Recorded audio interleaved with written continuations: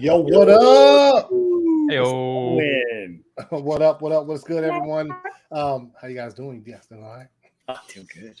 About as all right as I can be, man. Yeah, I appreciate you guys jumping on for Fire Fridays, the ACS Universe. This is what is this? Episode 97, 3 away from 100. Dude, I don't know what the fuck I'm gonna do for the 100th episode, but it's gonna be ridiculous. So yeah, it's Friday night, you guys. Welcome to the ACS Universe. Got a couple topics, to talk about. I'm sure it's been talked about pretty much this week with Cinemacon and things of that nature. A movie got pushed back a week, and I was like, what? You know what I'm saying? Considering I don't know, we'll talk about that when we get to it. Maybe they saw something we didn't. Obviously, they did, since when we talk about Cinemacon, nothing came out, none of the footage, none of the little sneak peeks or whatever that people got to see who were there didn't get leaked, which was surprising to me considering that everything gets leaked. So it's funny to me that like the things that normally get leaked that we see on a daily basis on whether it's Twitter or Instagram or whatever, this stuff didn't get leaked at all. And I'm just like, wait, what? So yeah, it is. Also today, hate to say it, sad news.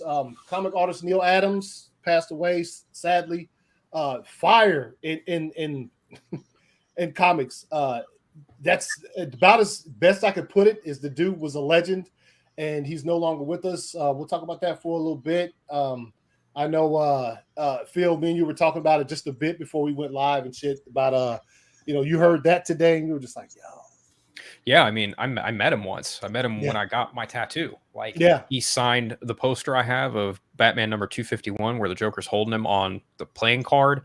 He co-created John Stewart. He created Ra's al Ghul with Denny O'Neil. He's one of the most legendary comic book artists ever, and he was one of the nicest people I've ever met. And it was just really devastating to hear that news today. Yeah, same, man. Anytime, and it's a thing to.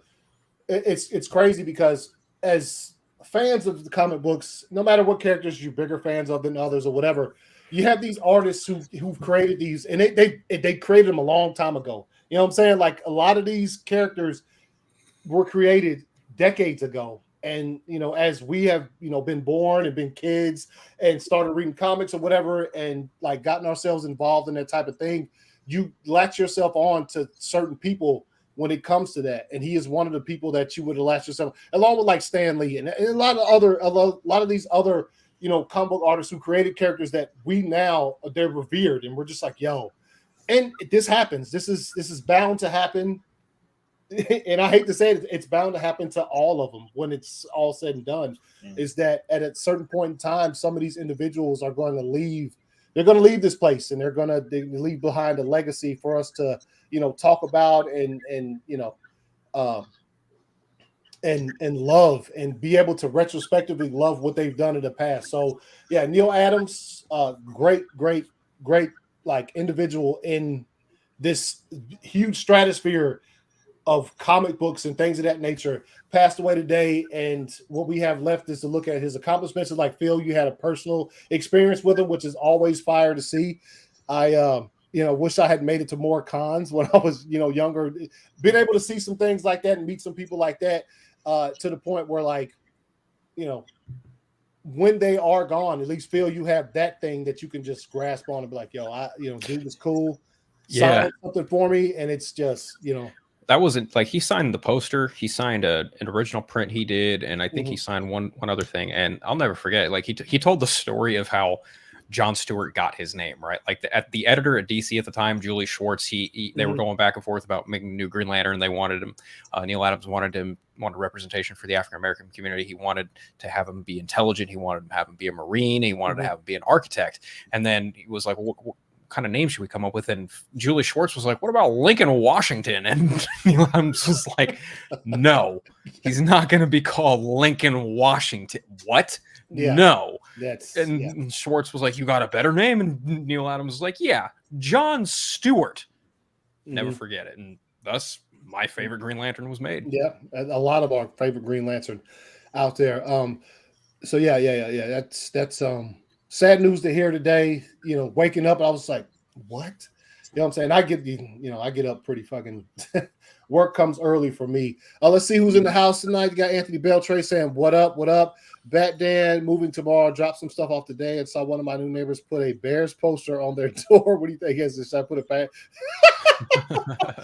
Yes. Yeah. Put a Packers poster on your door so you guys is, throughout the entire season we can, see you guys. I would do it. I would put a Packers poster on the door. Yeah, that's from a fellow Packers fan, that would be my advice to you. Neil's in the house, fire, as you can see. Frank was right good. Was good. Jason, what up, man? Can't stay long. Hope you. Hey, yeah, Joey, he's about to hit the Northman for the second time. Oh, damn. Yeah. Really quick, I did have the opportunity to see the Northman last weekend. Fire. Yeah, the Northman was fire. It was I actually couldn't find a flaw in the entire movie. That's how good it was. Brutal, well written. VFX were fire, and Eggers, I did like him getting interviewed post release of the movie and him saying, somebody asked him, "Would you make a movie in present days?" He's like, "Nah." No, thank you. Yeah, no, thank you. All my movies would take place wherever, and not in where we live now. So that's encouraging, considers he does that extremely well. Quite a message. Yeah, it says, "Love what a story how John Stewart guys." Yo, that's fire, dude. It is. Yeah. It is. Let's see. But yeah, man. Eggers just look at his report. Like, he did The Witch. The Lighthouse is just a phenomenal wild watch if you've ever seen it. Mm-hmm. Also in 4:3 aspect ratio. Yeah. And black and white. But I've heard nothing but phenomenal things about the Northman. I'm going to try and venture my way out to see it on Sunday. Luckily, I haven't hit any spoilers. I actually ran into a coworker last weekend when I went and saw The Unbearable Weight of Massive Talent, and he was going to see the Northman because I had to choose because they were both playing roughly around the same time. I wanted to get that matinee showing in because I don't want to pay full price for a fucking movie ticket. So like, I saw Unbearable Weight of Massive Talent. He saw the Northman. I go into work next day and I was like, "Hey Jeff, how was the Northman?" He just looked at me, got wide eyed, and he was like, "Intense." Yep. As much as I said that Ambulance had your cheeks clenched like pretty much the entire movie, this one does the same. You already know the premise from the trailers with the Northman, and then when the movie starts, you get the same premise. It's literally it's a revenge movie pretty much, and a terrific job all around by everybody involved in the cast, crew, especially Eggers, because that's coming from I think the Lighthouse was the last one he did before this one, right? Correct. Yes, yeah. So coming from Lighthouse, which is, I don't want to say it's a smaller film, however, it's what that movie is shot in, it like pretty much a contained type of environment. This one just goes from fucking place to place all around, not all around the world, but in I guess a small geographic area, but it still like travels, and the sets and everything are just fire. So yeah, that's without giving anything away, because I still notice people haven't seen it yet. The Northman is absolutely incredible. So see that if you have the chance. Hopefully, Phil, you get to see it on Sunday. That movie was fire. Yeah, Scott McCulley. Yeah. The Northman is. So I've been told. Yes, it is. It is great. Avenge, save, kill. You are correct, my sir. Yeah, that's it. It plays out in that manner, and it is fire. 187. Yeah. This is his third movie. Yes, all bangers. He knows what he's doing. And like I said, I appreciate his comment. Nah, I'm not interested in any of, no thank you for modern day movies. So, continue to do what you do, man. So, yeah. So we got a couple things. We talked about that. Obviously, you got, Oh, yeah, I did want to mention this real quick, bring this back up from last week. Next Wednesday, I will be, once again, I was talking about May the 4th be with you 2022 is normally on the, for May 4th, I didn't do it last year, like I said, because of, certain things, but normally I get on and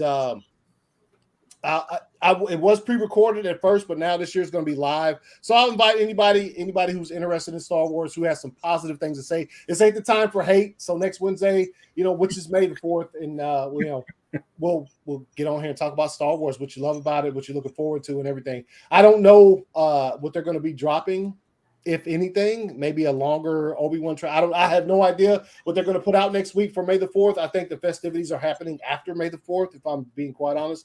But yeah, I'll get on here next Wednesday and go live. Whoever wants to join me can, and we'll talk Star Wars, watch some very old Star Wars trailers, which are always insightful and hilarious just because they got made in the 70s, and it's funny to just go back and watch some of that stuff that they were doing with their VFX, considering how far it's come. But in its origin, it's Star Wars, and I do love Star Wars, and that's why on May the 4th I like to show love to this franchise that is pretty much like, if anything, if any comic book or anything like that has ushered my youth and my adulthood as far as like influencing me, Star Wars was a big part of that. And I like to, give back love to something that has shown me a lot of love in the past. So that's going on next Wednesday. And hope you guys are available to jump on. So Phantom Menace is not well.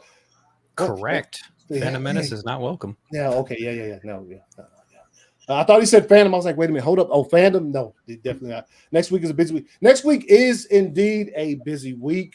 You have Moon Knight, which is on May the 4th. The final episode of the first season of Moon Knight is coming out. We'll be watching that, of course, and then obviously, like I just said, my stream, and then the very next day, Doctor Strange in the Multiverse of Madness drops. I will be seeing it. I think it's like 4 p.m. Eastern time. They didn't have a 3, which was the past few movies that come out, Spider-Man: No Way Home and a couple of other movies. I've been able to see them at 3 o'clock on that Thursday. This one is not till 4, so that's putting just a bit of a wrench in the gears. But I can care less because I'm gonna be watching that shit like when it premieres. So hope everybody. Andrew Casale was good. Homie was good. He said Spider-Man. Yeah, I said. The magic word. That was the magic word. And Andrew showed up. What's up, Andrew, man? Good to see you here. So yeah, that's what I'll be doing next Wednesday. Talking about Star Wars and stuff. And then obviously the rest of the week is gonna be a hailstorm of Doctor Strange, whatever happens with that. Obviously, the Friday show, next week's show for the ACS Universe, and the weekend, of course, because I will say this, and I'm pretty sure you guys could probably agree with it. Chill with the TV spots, though. Marvel, please relax. This is the most reckless I've seen them with the TV spots in a minute for a 2-hour movie. Right? Yo, they show TV spots with pictures of Professor X in the chair with the yellow chair and just all kind of. I'm like, yo, what is Captain Carter? Yeah. Yes, Captain Carter's shield. I'm like, bruh. I can understand this as a ploy if they figured they were going to have trouble filling the seats with butts. You have no trouble because every showing on Thursday is sold out, period. There's no trouble filling the seats. You don't have to show any of this stuff.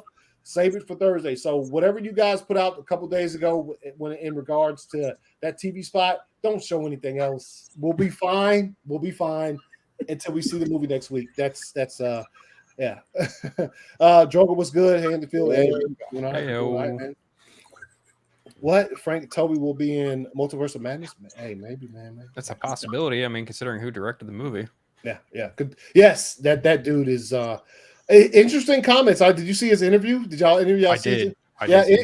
Interesting how he was kind of like, they asked him about the way he makes his movies and the type of humor and the things that he used in the past as far as Sam Raimi movies go. He was just like, yo, I had to kind of, he didn't want to say the words, but he kind of said I had to kind of cater to, you know what I'm saying? Cater to what company line. Yeah, exactly. That's the perfect thing. I had to cater to what they had already had in place. So that's where his stuff was going. Scott, you are correct. Hold on. Oh, no, here it is. Hold on. Where's that? Oh, here we go. All right. Top Gun tickets go on sale. Already starting to see. Well, I guess I should say critics are already starting to see Top Gun Maverick. They got to see it. Yeah. Yesterday, day before. Yeah. It's in the yeah. I saw a couple of responses, and they were all overwhelmingly positive to the description of tears is what I saw in a couple of them who saw Top Gun early.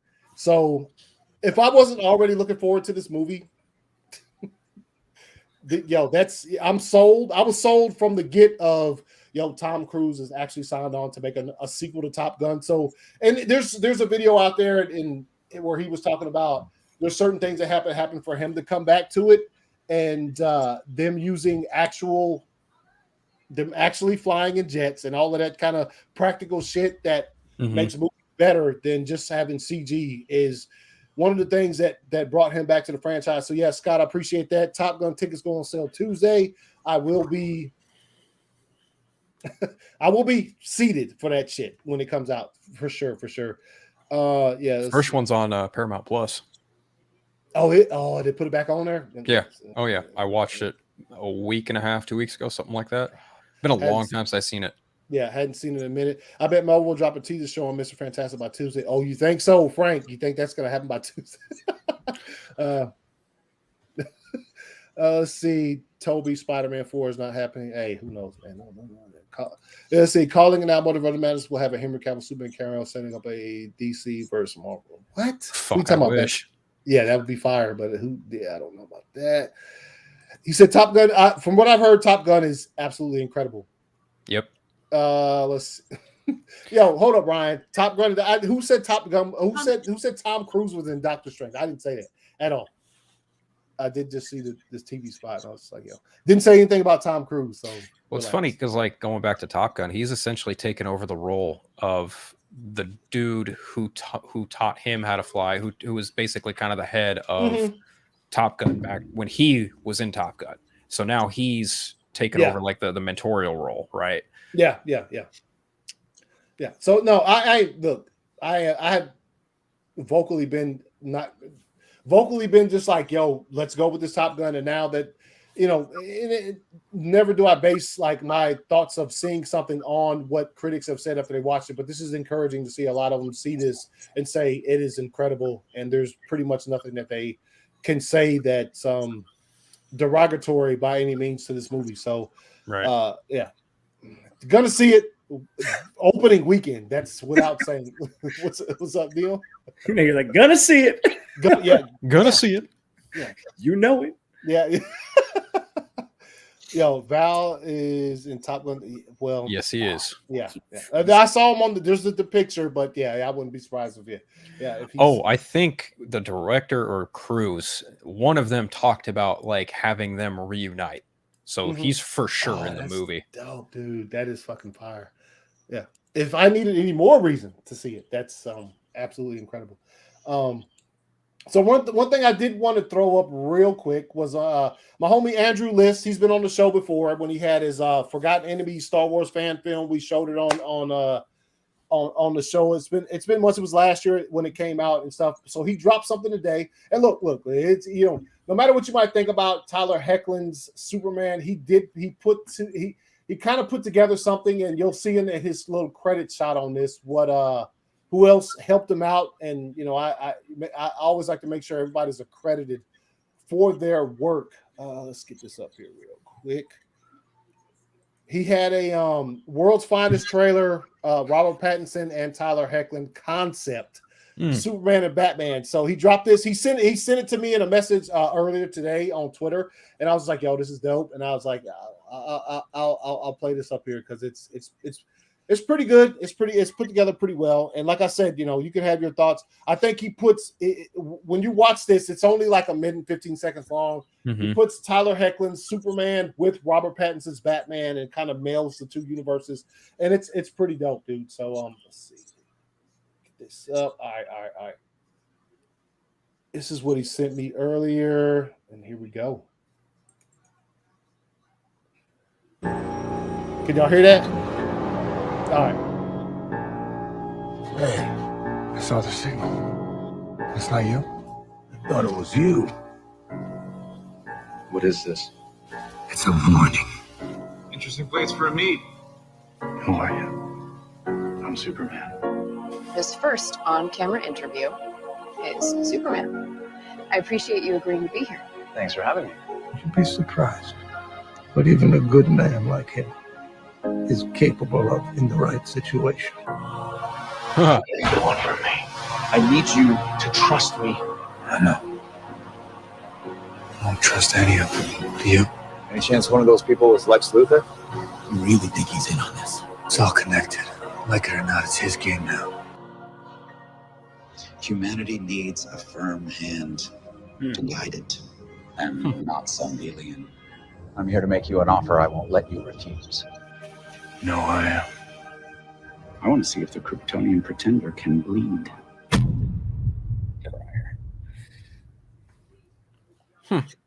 Yeah. Interesting. Yeah, it is very, very interesting. So that's what he put together. I don't know if he's considering moving it forward by any means. I don't know what he's going to do with that.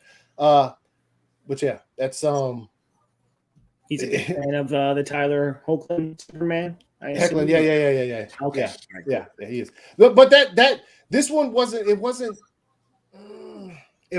I can look. My thoughts on Tyler Hoechlin as Superman, it's well known. Like I don't dig it that much, considering what they've done with the series or whatever. And it's look, some of the visual effects, and we can always say that like a lot of that shit is derived from what Zack Snyder did with Superman or whatever. And obviously not going to give him credit for that. They'll steal things from it and do whatever. But this one was, I think, was pretty well put together for a minute and 15-second little trailer. I don't know if he's, like I said, if he's going to move forward and do anything more than that. It says, why do people hate Tyler Hoechlin Superman? It's because everybody's mad at WB. That's why. Hey. Honestly, I think it's more less to do with him as an actor than it is partially the material that he's handed. I mean, yeah, truthfully, he's a pretty solid actor. I remember seeing him way back when in Seventh Heaven when he was younger. So I'm pretty sure he was on Seventh Heaven, but I think you were correct, sir. Yes, I want to say yes, but was that Lenny Luther? Yes, Lenny Luther has been what's the word? Legacy casted as the current Lex Luthor in CW. Yeah. And honestly, I like him more than I like Michael Rosenbaum in Smallville.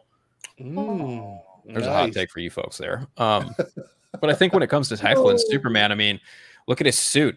It's super padded. It looks almost too cosplay-ish, and I don't mean that negatively, but like you can kind of tell that it's meant for TV, right? Whereas you look at Henry Cavill's suit, and it's very cinematic. Even look at Brandon Routh's Kingdom Come suit. That looks probably the most cinematic of any DC CW suit they've ever made.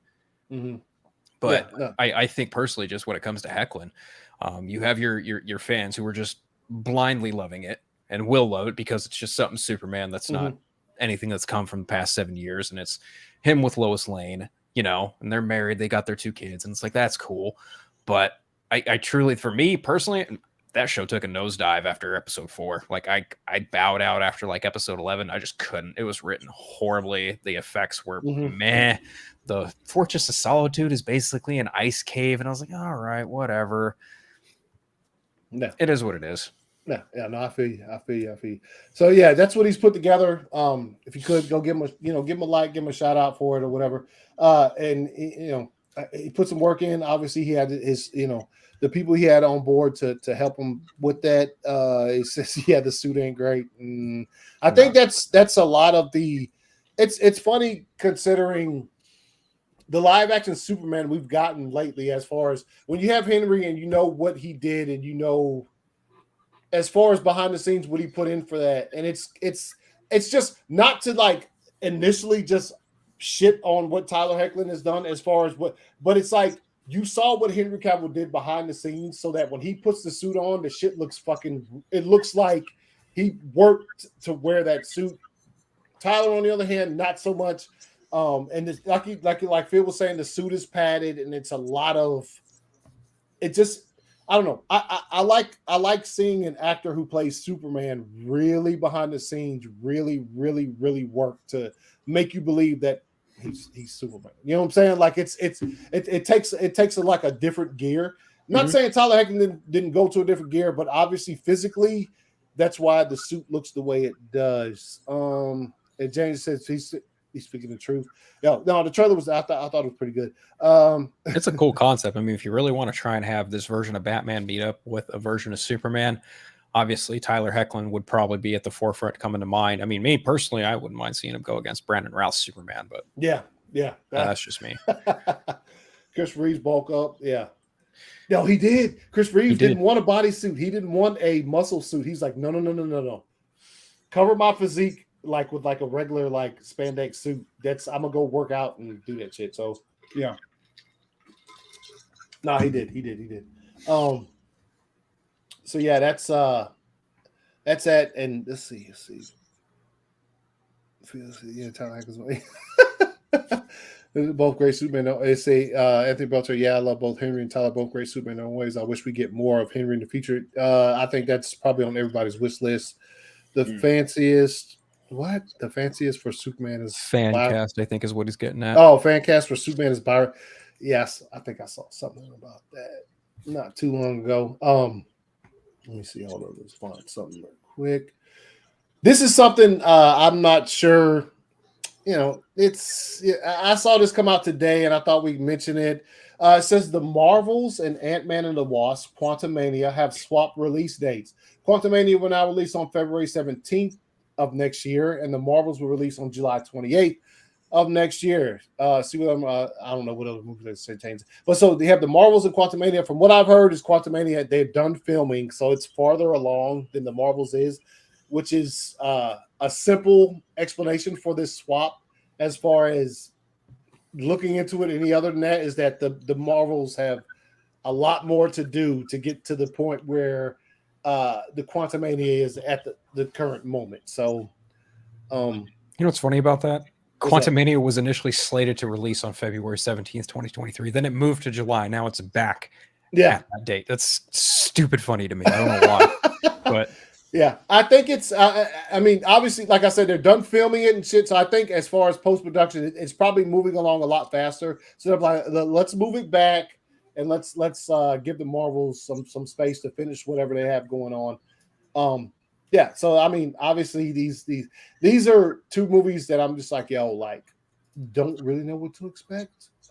It's not like when you're talking about Ant-Man and the Wasp, which was not good in my personal opinion. These are whatevers. These are like, cool, they're coming. Yeah. I think, and look, and this is from a person who's like, I've been on a rewatch lately and I have zero idea. I started rewatching just the Captain America movies like last week. I started, obviously with the first Avenger, then I hit the Winter Soldier, which, if you know me, that's in high regard. That's way up to the tippy top when it comes to those type of movies. And then, obviously I watched Civil War, and then I moved into like Infinity War and Endgame. Just rewatching, just like, I don't know why, just like, just going back through the ether and just rewatching a bunch of shit and just and look, Ant-Man and the Wasp originally was, their success came because they were the first movie to come out after Infinity War. Yeah. Right. So like the movie, look, I love Evangeline Lilly. I love the dynamic between her and Ant-Man. Like that shit works on screen. Also, Hank Pym is fired too. But as far as the movie went, did not enjoy it. But like, I think the sole reason that I was there when that movie opened was because I wanted to know what happened. Like you saw the end of Infinity War, and you're just like, what's happening next? And obviously, you saw the post-credit scene where they send Scott into the quantum realm or whatever, and then they dust off or whatever, and he's trapped there for however many years. And then a mouse saves the entire Marvel Cinematic Universe, is how it was told to me. But that's neither here nor there. Big away. That's it. Writing. Yeah. Let's see. V, what's up? What up at work helping nobody? These customers. Hey man, I appreciate the view, man. Hey, tell us. Hey, they come up to you, ask you for help, to say, "Yo, I'm kind of busy right now." To say he's nuts. My fan cast Will Poulter. Oh, Will Poulter could be diabolical. I don't know about Lex Luthor. Oh. He's about to be Adam Warlock. Yeah, I'm excited for that. Yeah, he is kind of. Let's see. Best part of Antoine is painting his mono. Yo, that was something that I wanted more of badly. Like when I didn't want to see him. Remember all those rumors they were talking about? Yo, he's going to give like a he's going to regurgitate the entire Marvel Cinematic Universe up until Endgame in the way he does it, which would have been fire. I don't know why they didn't take advantage of that. That would have been absolutely incredible. Yeah, the whole monologue thing with Michael Pena, that was definitely like a, because Edgar Wright was initially slated to do the movie, right? Yeah, and they used a lot of his and Joe Cornish's script, and you could absolutely tell that all that bit was Edgar Wright. It is Edgar Wright through and through. That is his DNA, and that's why it's such a glaring difference from the first Ant-Man movie to the second Ant-Man movie, because there is no Edgar Wright stamp anywhere in that dialogue. Mm-hmm. And that's one of the best parts of the movie, honestly, is just Pena's fire, but just his all of the henchmen, also T.I. and David Desmelchin. All the they're great. That's as much as as much as I love Scott in the movie, the supporting cast, like, really, even the cops, man. The first Ant-Man I think is spectacular. I really enjoy Ant-Man. I think it's the first one is great. And the second one is let's say post-credit scene, post-product, Ant-Man and Wasp. Yes, that was the one thing I wanted to see, and afterwards I was just like, okay, the movie was. That's also true for another movie, which was the last movie before Endgame came out, Captain Marvel. You know what really disappointed me about Ant-Man and the Wasp was the fact they had Lawrence Fishburne in it as this character Goliath, and he doesn't even get big. No. And I was like, yeah. Just big WTF. They alluded to the history between them and that, but they never fucking actually, you never saw that happen. So and like I was saying, the last movie before, that's another one where I was looking forward to it. Look, the movie made a lot of money, and I got why it did, but Captain Marvel, I've only seen it once. In theaters. And I was there mostly because I wanted to know how this was going to tie into the next movie that they were coming out with. And that's look, much you can talk shit. The plan Kevin Feige and Marvel had, they know what characters aren't out there and they know which ones are. So the fact that in the plan was Ant-Man and the Wasp, probably not too popular, but they'll show up because the last movie we put out, everybody died, so they're gonna show up for this movie. So that's strategically, once again, Feige and Marvel on another level. And I think, despite the fact that the movie itself, Captain Marvel, was kind of shrug your shoulders at, I think the setup to have that character in her movie was done well, because obviously the end of Infinity War, Nick Fury gets dusted, and the only thing that is left behind is a beeper for Captain Marvel, right? And then you go right into her story, how she becomes friendly with Nick Fury, and then the end of her movie leads right into Endgame.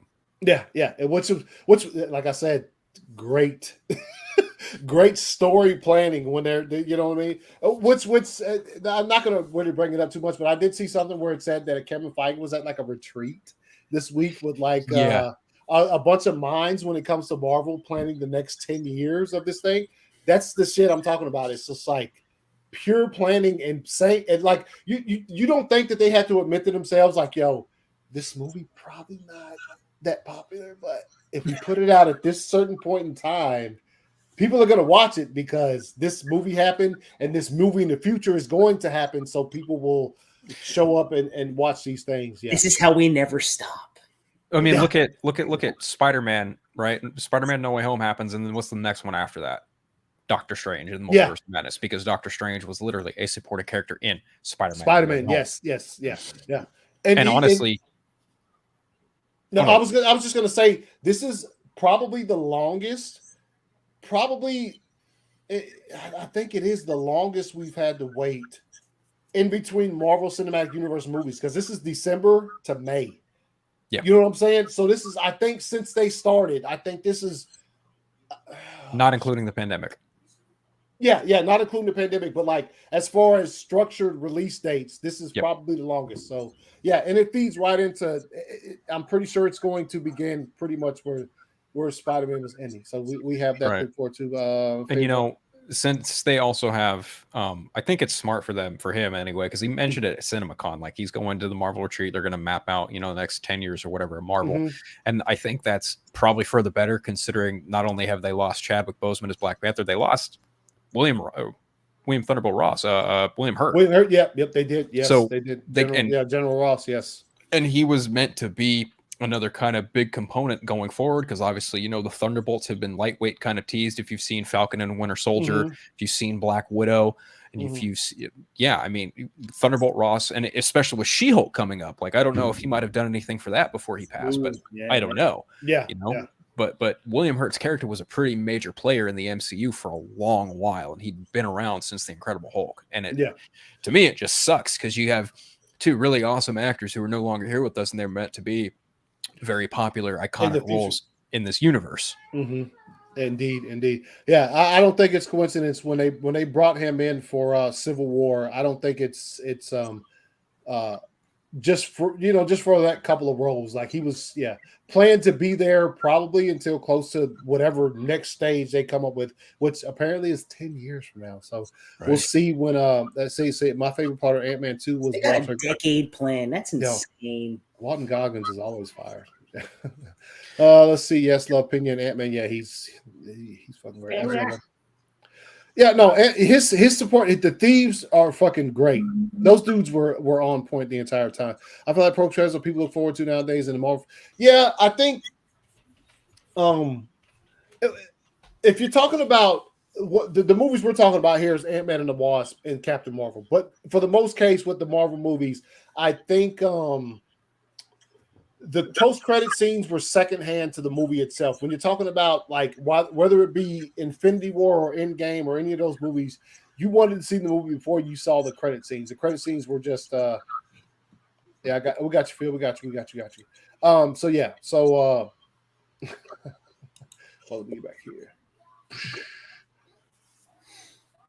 Marvel just knows how to give you the force feed, like they know how to just give you we know you don't really care about this character, but we've done enough for you to still be invested in a character that gives two shits about. Mm-hmm. You'll enjoy it, and we can still throw in our big story into it because we're just doing this whole big thing. It's genius actually, because they know that there's always a niche for any of these characters in a smaller fan base. I mean, look, you talk about everybody loves Iron Man, Captain America, Spider-Man, whatever. But like some of these smaller characters, whether it be Moon Knight or it's any of the they know there's why it might not be the widest fan base. They know that there's this significant amount of people who love these characters. Let's give them that, and let's we'll add something on there till they're going to keep coming back. You know what I'm saying? So it's just great. They built a movie world like it's a comic book in a way. Yeah. And it's worked tremendously for them. Right. Let's see. Yeah, I mean, despite the fact that there's some movies or TV shows in this catalog that any of us probably have on our lower tiers in that Marvel stuff, there's still like a level of quality there that you can find yourself returning to. I mean, for God's sakes, I bought Captain Marvel digitally, and I've only watched it once or twice since then in 2019. I just like Marvel movies that much. Have I bought Thor Ragnarok? Fuck no, I haven't. Yeah. Like you guys get what I'm saying though. Like there's a level of, what's the right word here? There's consistency. There's a level of consistency there with the way Marvel works and the way Kevin Feige runs his show there. Yeah. That's what people love, consistency. I hope they do a Midnight Suns movie in the next 10 years. Same. That would be fire. I think it's a possibility. Yep. Them planning 10 years in advance, though, is why all these movies flow and go. Yeah, this is the point we're pretty much getting at with this conversation, is that planning these movies 10 years in advance and also giving room for like maneuverability. If something early on doesn't work out like they wanted to, I'm sure there's like it's important to have a formula, and when you have a formula, you can tweak your formula when you have to, and therefore that's what they always do. People don't like change, which is what DC does. DC just goes, "Fuck you, we're changing it." And what do people not like? Change. Man, it's tough. Adapting is a tough. Let's see. You're correct. That as of now, I don't think they have anybody. Let's see where they go, where they take this thing. Let's see if I can find this shit here. Here we go. Let's see. Yeah, I'll bring this up. So Cinemacon 2022 highlight. It says Warner Brothers DC Films confirmed Batman 2, which is why he was on the which was I think was a foregone conclusion as far as the Batman goes. I mean, it made it just 750 million worldwide or whatever as far as it has now. Now it's on HBO Max. I think that was that was one of the least surprising things I saw come out of CinemaCon was the announcement of the Batman getting a sequel, right? In which, dude, that world's going to be huge. People just, I don't think, realize it yet. Yeah. It says, see, Jermaine Lussier. This is his tweet. The Batman is back, man. Warner Bros. Just announced a greenlit sequel at CinemaCon. Matt Reeves and Robert Pattinson confirmed the return. So we have that. I want to say it's the biggest news out of it, but to me it's not, because I expected that to happen because the movie was successful and everybody liked it. See, Matt Reeves was the first speaker at CinemaCon's State of the Industry presentation.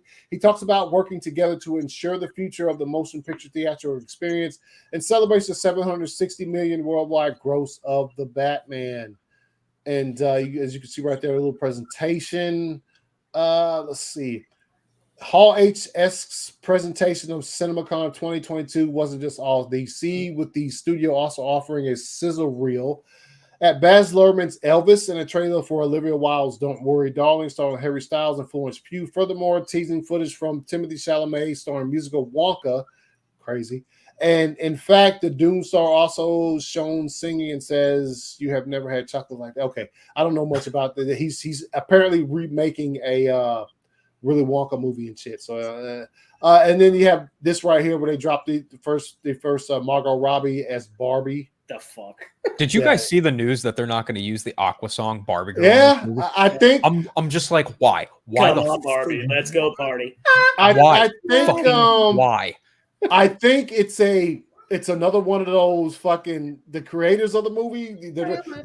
She's probably like, I'm just not doing it, which I don't know. I feel like that should be included. Let's see, Eric Davis, You Never Had Chocolate Like This. You see Timothée Chalamet as Willy Wonka. Mad Hatter. Yeah, looking like that. Yeah. See, the sequel to The Nun is in development. Don't fuck with the nuns. Ghostbusters. What is this? I don't know. We're getting there, Neil. Don't worry. Oh, it's so exciting. Yeah. Oh yeah, I did see that. Yo. So so CinemaCon popped out there and put out some stuff. I'm trying to find the Warner Brothers shit besides just that little piece right there. When they were just talking about the like descriptions of the footage or whatever. I will say this. This is something else from CinemaCon too, which has got me excited to say the least. Let's see. So they had a featurette for Aquaman. They showed off footage of Shazam. They showed off footage of Black Adam. I don't know why the fuck they showed off footage for the Flash, because the Flash is like over a year away. Yeah. So it has maybe some positivity they think it's going to gain. I guess so. Release the good. What'd you say? No, the lyrics are explicit. What are they explicit? He said, are they? Come on, Barbie, let's go party. Are they talking about what, doing acid or some shit? Yeah. I like a lot more characters missing from the Batman, like Harvey Bullock. Hey, could show up in the sequel. So anyway, I did see this. We didn't want to bring this. Keanu Reeves brings John Wick Chapter 4 first look to Lionsgate CinemaCon presentation. Big John Wick fan. Movies are fire. I just don't know the way to describe them. It says John Wick Chapter 4 doesn't hit theaters until March 24th next year. They didn't put the year, but it didn't stop the Pix leading man Keanu Reeves and director Chad Stahelski from giving exhibitors at Caesars Palace Coliseum Theater an early look. The Tokyo set trailer opens on John Wick training in a gym. Lawrence Fishburne's Bowery King enters. Are you ready, John? He answers, yeah. It's a new day, new bullies in town. What's John to do? I'm going to kill them all, which is, I pretty much would expect nothing less from Mr. Wick. Whether that's swirling cars around or beating up art galleries, I want you to find peace, John, says Ian McShane, who, if you didn't know, fucking did him dirty at the end of the last John Wick. So there's the only path the only path this leads to is death. All right, so excited for this. That's an understatement. So yeah, Keanu Reeves brings a little footage. Like I said, can you find the footage anywhere? People aren't sharing that shit, so we're just I'm excited. speculating. I'm really I excited disagree. for this. Anthony, Tom Cruise. Oh, dude. Relax. What are you talking about? I am a fan of. I watched all the John Wicks in one day. It's a nice story to watch. Yeah, dude. John Wick is So fire. good. Yeah, it's So So damn good. Yeah, and it's funny because I remember I didn't see the first one in theaters. You know, I saw trailers for it, but I was like, that looks pretty good. And then when I finally saw it, I was like, if they make any more of these, I will not miss another one in theaters. And literally have not. The second and third one were there, front seat. Let's fucking go, open and fucking weekend because they're just good, and it's right up Keanu Reeves' wheelhouse. And the way the movies are made, the aura that. Yeah. Well, the aura surrounding also like the hotel and all of that shit is just such a good story, and so I can't wait to see this. Also, and I couldn't find it. They've announced where there's a spinoff coming from John Wick with Ana de Armas is playing the lead character, something like that. What's it now? It's like called Ballerina or something. Yeah, it's like called that. Ballerina, where she is going to be, I guess, the main character in that. So it's supposed to be. I think you might see Keanu Reeves in it. Who knows at what point in time in this whole entire thing it's being set? But I'm looking forward to that as well. Anything that has to do with John Wick, it's absolutely fire. Let's see. I can't watch John Wick. I hate movies that have animals. Like, yo, relax. Don't be such a I hate to see that too. Drogo. But the way the movie plays out, No. it's like justice. You know, Don't be a pussy. It's a fucking movie. Damn. Oh, stop. Damn. Yeah. But true. Damn. Relax. Hey, when you see it happen, he gets his get back. The revenge happens. So you know. Spoiler alert for John Wick, the first one. He goes fucking. It was just a dog, man. Plow. That's the end of that. Yeah. Theon Greyjoy gets it. Yes. That's right. It is Greyjoy Kid, isn't it? Yes. Reek. Yes. Reek fucking gets dealt with. Let's put it that way.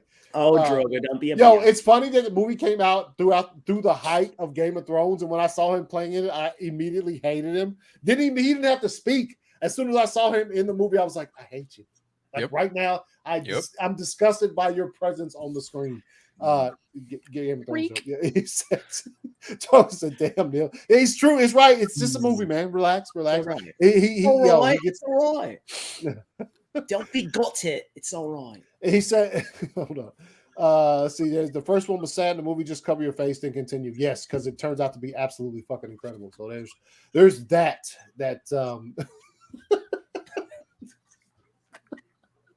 He said he couldn't watch it. You gotta, man. Whenever I see a scene in a movie like that, I have to continue watching because I want to see revenge. You know what I'm saying? No matter what movie it is, if I see somebody kill a dog in a movie and early on, I'm like, they got to get dealt with by the end. Somebody's gonna kill them by the end. I will watch this until I see it happen. So make sure you watch. Yeah. Oh, okay, here we go. Frank says, in the song, lyrics say, "I'm a blonde bimbo girl. Kiss me, touch me, hanky panky." Oh, you can brush my hair, undress me everywhere. They don't want kids singing that. They were singing it when it came out. Because you were a Barbie girl in a Barbie world. Just change the lyrics. Right? Like, just edit them. I don't know what's so fucking difficult about that. Yeah, it's fun. It's kind of fun. Let's see. I'm trying to look for something real quick. Oh, real quick. Let's. I do want to watch this. All right, so I'm a big Jurassic Park fan. Oh yes. We've been talking about it on the show for the past couple of months. Whenever Dominion comes out in June, they put out the final trailer for the movie, which I'm totally excited about. Can't understand. So people are hating on this trailer. I was like, yo, get out of here. People have been hating on Jurassic World and Fallen Kingdom since the first one came out. Yeah. Fucking relax. This this is let's see. One day. Okay, here we go. All right, so I'm gonna pull this up. We're gonna watch the final trailer for Jurassic World Dominion, which I absolutely cannot wait for, and that's just same. I'm pretty sure I think these tickets are on sale already. Yes, they are. Yeah, they are. Yeah. Let's go.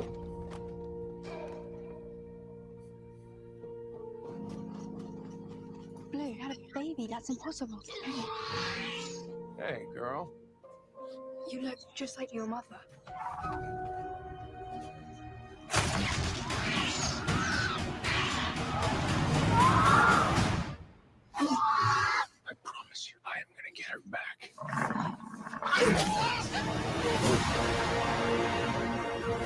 Genetic power has now been unleashed. We've made a terrible mistake. The doomsday clock might be about out of time.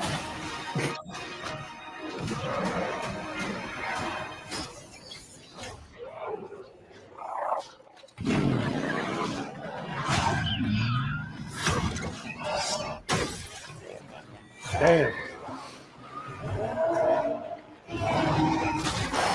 Oh, fuck. I forgot that happened. I only saw this once at work today. Yeah. Snap into a slim jim. You coming or what? A baby rat. I made a promise we would bring her home. You made a promise. Promise? To a dinosaur. To a dinosaur. Yeah. What? Everybody hold on to somebody.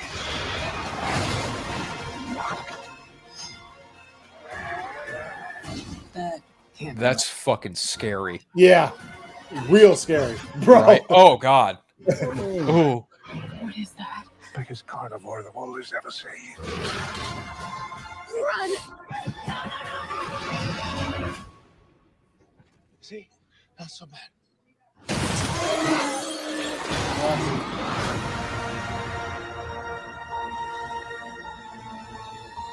I don't care about the American Idol winner arrested. What about that? Dude, that movie Watch is the next so video awesome. now. Wow. Yeah, no, that shit looks fire, dude. Scooter Bro yeah, Scooter Bro got his body ate to pieces. The new trailer's fire. Yeah, no, it looks good, man. And I honestly can't wait for this movie. Especially just considering I've seen all of them pretty much in theaters and experienced all of them to a certain level where like these characters that are all coming back for this one, it just seems like it means more than even just the last two that came out. And I legitimately can't wait to see this. So Same. Yeah. Same. It's gonna be one of those opening things where I'm just like, yo, let's fucking go.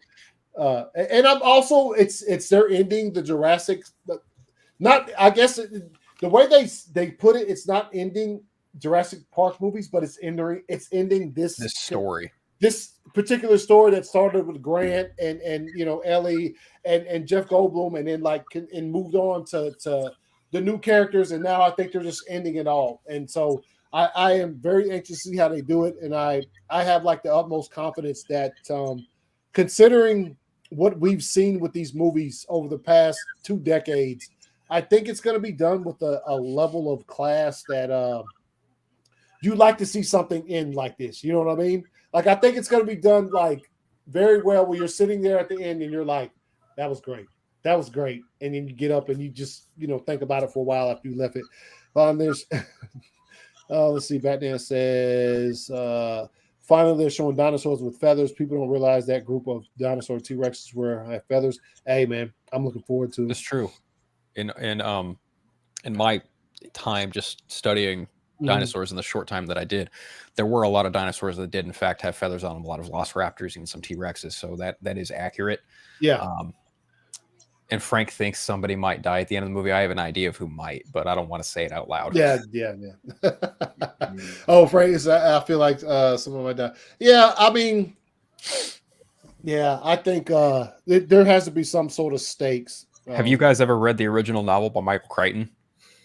I had it, never read it. Yes.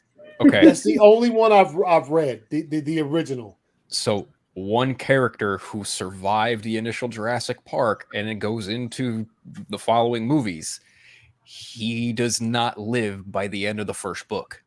That's all I'm going to say. Oh. Wait a minute. I'm trying to remember. Fuck.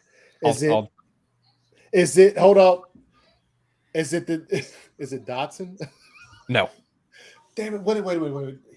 He died in the first book though, right? Did Dotson die in the first book? I want to say yes, but I'm referring to another main character. Oh. Like one of the main characters. Oh, dude, I'm trying to remember. I read it right after Jurassic Park came out. So when the first movie came out, I found the book and I was like, "Yo, I'm gonna read this because I'm interested to know what they left out or whatever." I'll do it in the private chat. All right, yeah. Send it. See what it is. Oh yeah. Yep. Yeah. I could definitely see something like that. I'm gonna look at the private chat. Oh yeah.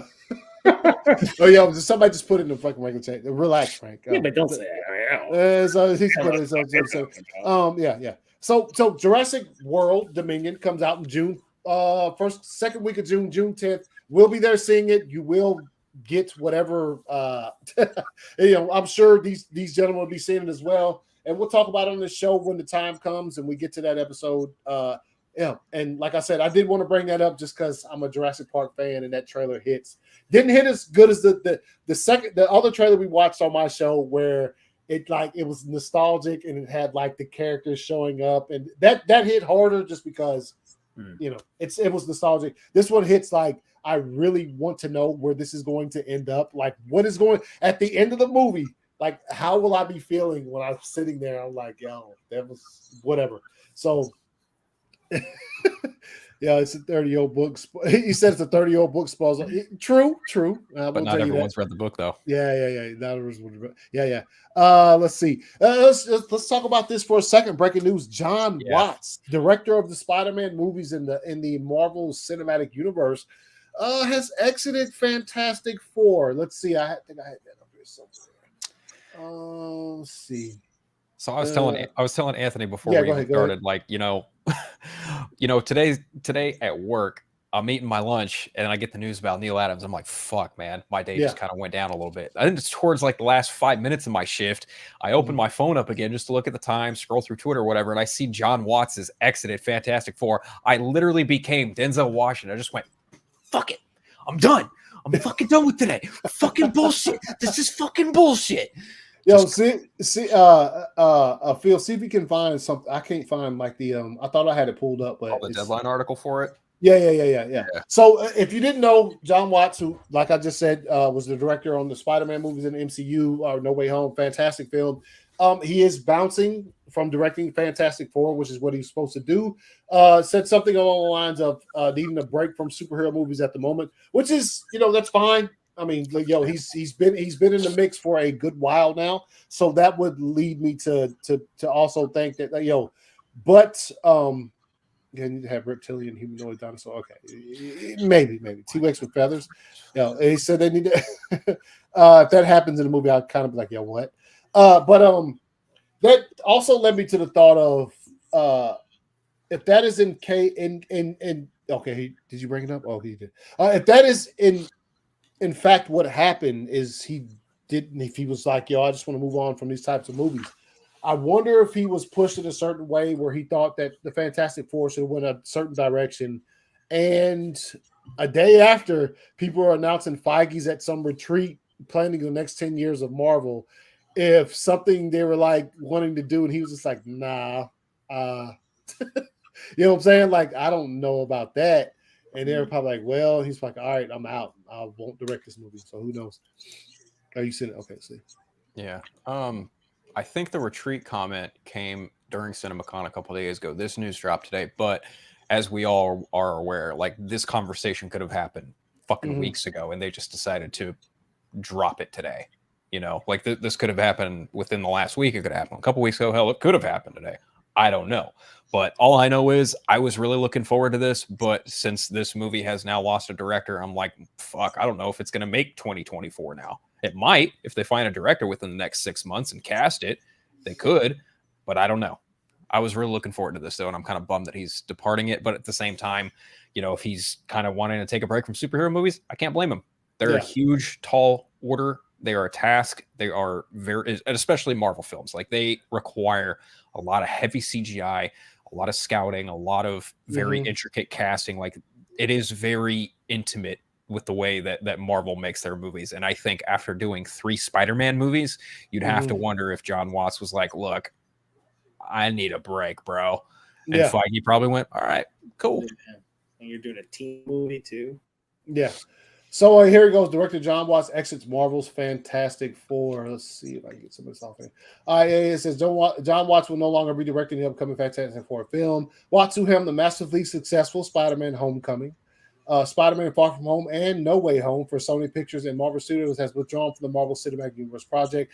Making 3 Spider-Man films was incredible and life-changing experience for me. I'm eternally grateful to have been part of the Marvel Cinematic Universe for 7 years. I'm hopeful we'll be working together again, and I can't wait to see the amazing vision for Fantastic Four brought to life. Watts said in a statement from the Hollywood Reporter.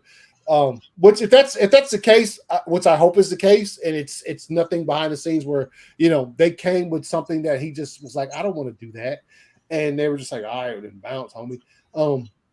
Let's see, Kevin Margot, Marvel Studios president and co-president Louis D. Esposito said in a statement, collaborating with John on the Spider-Man film has been a true pleasure. We were looking forward to continuing our work with him to bring the Fantastic Four into the MCU, but understand and are supportive of his reasons for stepping away. We're optimistic that we will have the opportunity to work together again at some point down the road, which is, if this is really the case, why he bounced. If Spider-Man does get another movie in the cinematic universe and Marvel's in the MCU, maybe he comes back to direct that, and you know what I'm saying? Which would mean he took himself a nice long break. He was just like, yo, and then let whatever transpires in the MCU transpire. And then he comes back for another Spider-Man movie where, obviously Spider-Man's Spider-Man.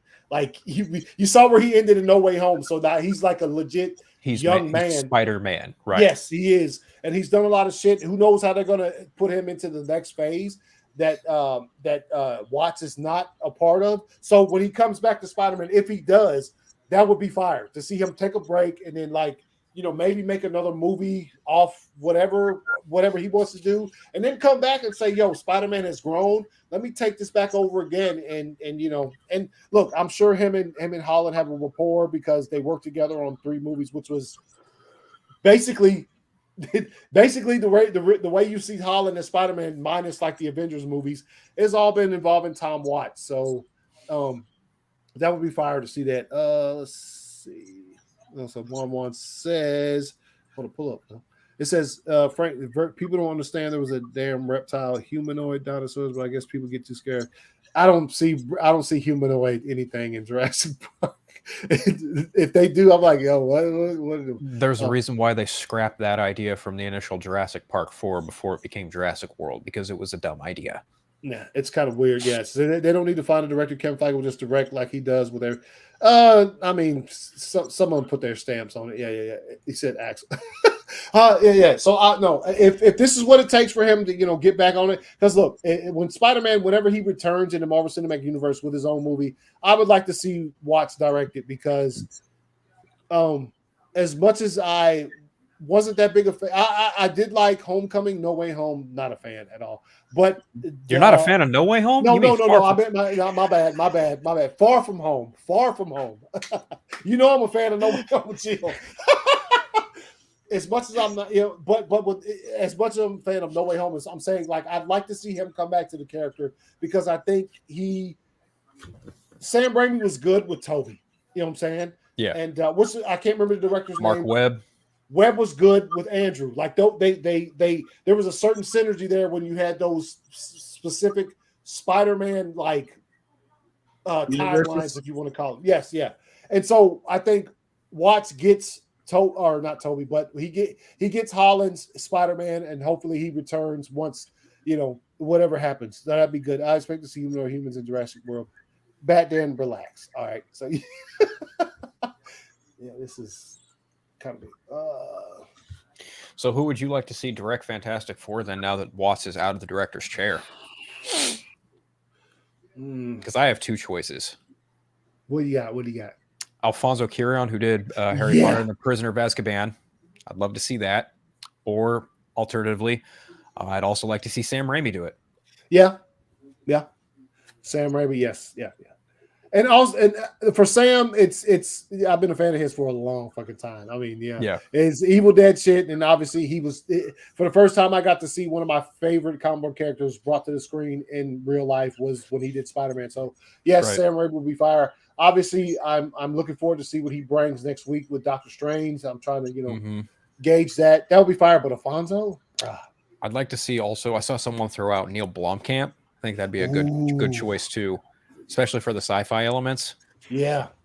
He said what? Wes Anderson? Wait a minute, what? Wes doesn't do movies like that. Yeah, no, that just doesn't fit. No, but Alfonso, fire. That's a. I just don't know that Kieran would come back to any big tentpole franchises after Harry Potter. Yeah. Because I think he only did the one. I think he only did Prisoner of Azkaban. Yeah, he did, and it's one of the best ones out of the entire fucking. Let's see, Stephen DeKnight, Daredevil showrunner, for Spider-Man second trilogy. I like that idea. Yeah, dude he's pretty fire because I do enjoy Daredevil. That's one of the that's one of those gems. Like when I watched the first season, I was like, actually, there's not a bad season. No, and it's almost after the first season. I remember I sat back after I finished the last episode and was like, this was incredible, and we need more of what I just watched. Relax, okay. Droga's fucking strolling. You know who else would probably make a killer Fantastic Four movie? Jason Reitman. Oh yeah. Yes. Yeah. I got Neil's attention with that one. I know. I was just Alan. I do want to get to that too as well. So we're talking about the Spider-Man stuff and Watts leaving and everything. But find me the thing with the announcement, because I know Neil was on cloud 9 with that shit when it came out. Yeah, like so if you didn't know, new Ghostbusters coming, bro. They just said we're moving forward with expanding this universe, and after what I saw with Afterlife, I couldn't be more on board with that shit, just to be quite honest. And J.J. Abrams for Fantastic Four. Look, man. J.J. Abrams to me, I'll fire. Look, Super 8, there's not many movies that I can put on top of Super 8 as far as the way I grew up watching movies. Super 8 is absolutely fucking phenomenal. It's incredible from start to finish. He recaptured everything that I remember watching when I was a kid, watching Spielberg's movies and shit like that.